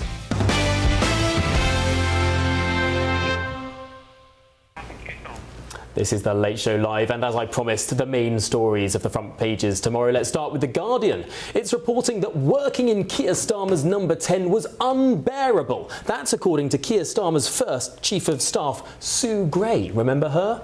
Now, The Express goes with don't rape or beat up women when in Britain. This, of course, the story we're talking about of the Home Office leaflet. The Mirror goes with day trip tragedy. A really quite sad story there of a father who fled Palestine in hope, the story goes. Well, Telegraph is going with Harry is coming home, one of the papers that is splashing with that enormous story that broke just hours ago. The Daily Mail goes with the Home Office leaflet, women forced to tell asylum seekers don't rape women. The Sun goes with Harry and Meg are coming home. And of course, the I paper. This astonishing story, new skin cancer vaccine can stop disease and offers hope for personalised jabs. Is this perhaps a cure for cancer? Times, the Times, of course, going with vaccine for skin cancer helps fight off the disease. Well, with me now, the US political analyst Eric Ham, the reporter at Reason magazine Reem Ibrahim, the political commentator Matthew Stadlin, and the political commentator Claire Muldoon. Let's talk about this vaccine because, Reem, this seems like we're living through an age of miracles. I absolutely agree, Tom. I think this is yet again another great example of the situation that we're in at the moment. We're in 2026. There are so many different diseases and so many different cancers and so many different illnesses that 100 years ago we had no idea we would have the ability to cure, and yet what we are looking at the moment is enormous technological advancements. I mean, the mRNA vaccine, of course, similar technology that was used in the COVID-19 vaccine, and what we are able to do is take that technology and hopefully save lots and lots of lives.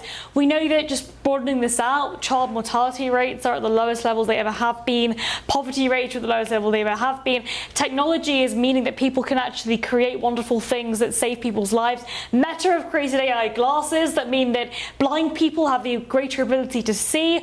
Starlink, Elon Musk's company, is creating brilliant technologies that mean that everybody across the world, no matter where they are, can connect with the rest of the world. I think that it is truly the best time to be alive, and I think it's really brilliant. Stories like this make me very, very positive. Claire, is right now the best time to be alive? What do you make of Reem's rhapsody to the future?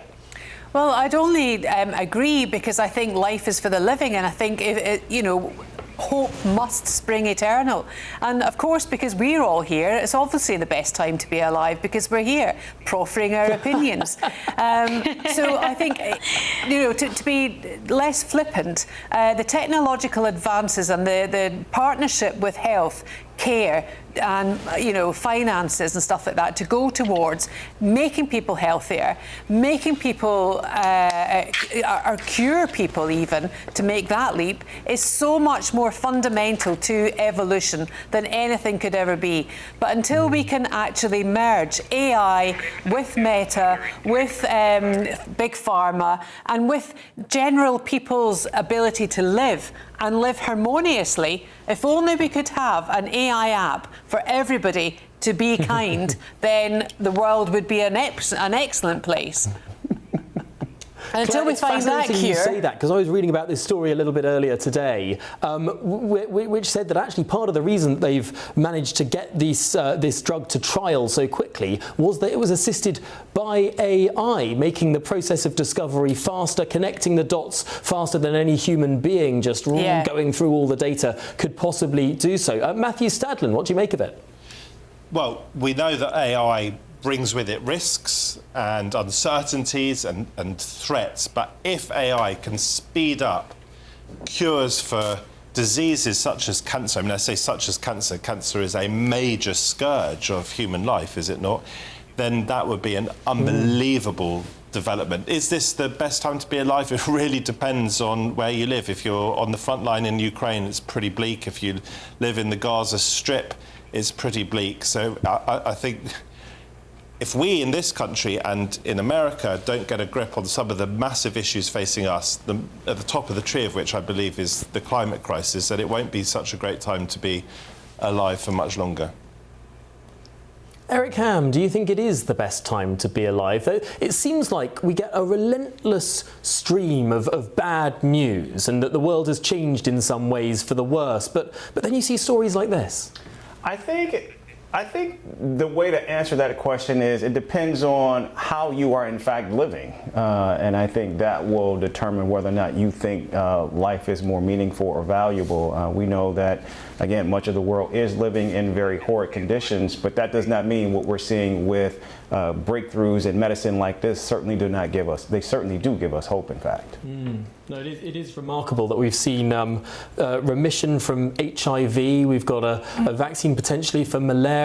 I mean, the number of advances that we have seen in recent years, and I think AI is actually going to really, really speed this up. And yet, Reem, very quickly, AI is incredibly controversial. And in this country, the United States, data centres have become a point of contention. Oh God, don't even get me started on data centres. I don't have 1 minute to talk about data centres. They're brilliant, and they, of course, make people far wealthier. Look at what's happened in Loudoun County in the United States. They have more money for public services, they have more money to spend, everybody is wealthier. I will say, Tom, just very finally, I think that one of the reasons why I do feel so positive is because of the private sector. Human beings can progress, and we are brilliant.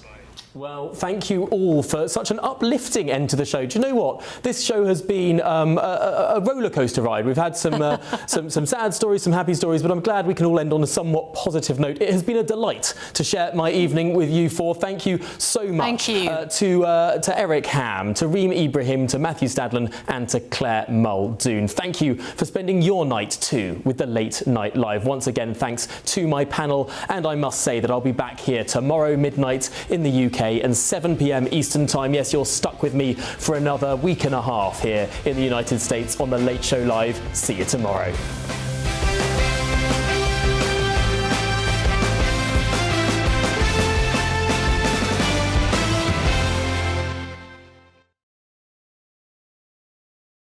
Hello there, welcome to your latest GB News weather forecast. A day of sunshine and showers today. Some of them will be heavy, the risk of hail and thunder as well, some local travel disruption. A Met Office warning for those thunderstorms in place for parts of England and Wales as heavy showers push southwards. Not everywhere will see the showers. There will be some sunny spells in between, a northerly breeze behind this band of showery rain as well, setting in, feeling quite cool across parts of Northern Ireland and Scotland. The mid-teens here. In the best of the sunshine, perhaps 22 or 23 Celsius across southern parts of England, around 20 Celsius there across southern Wales as well. Those showers continuing to push southwards into the evening time and turning quite chilly as well. So looking at the details across northern Scotland, a cloudy end to the day, some showery outbreaks of rain, perhaps 1 or 2 glimmers of sunshine, showers across southern Scotland into Northern Ireland as well, but not quite as heavy compared to during the afternoon. Heavy showers though for England and Wales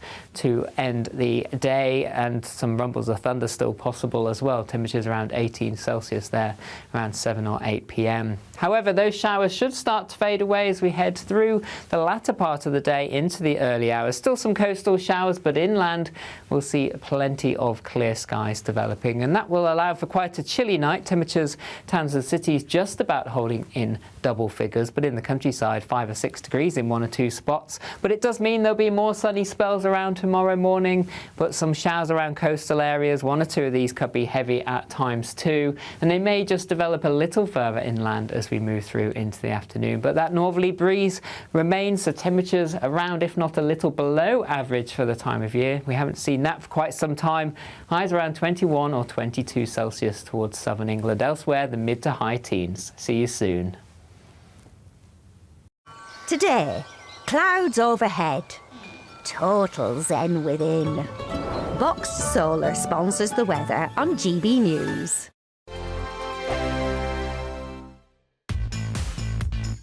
5 hosts, 5 opinions, 5 fearless debates, 5 unfiltered takes on the day's news. 5 reasons not to be anywhere else on Saturday night. This is the Saturday 5. You got me good there. Britain's biggest Saturday night TV show. It's not a bad brand. Yeah. Uncensored. Very, very racy tonight. On the unpredictable. What does she say? Can you translate it for us? And always entertaining. And how can a country go from being led by William Wallace Saturday nights from 6 p.m. only on GB News, the People's Channel. Britain's news channel. You're going to want to stay tuned, trust me.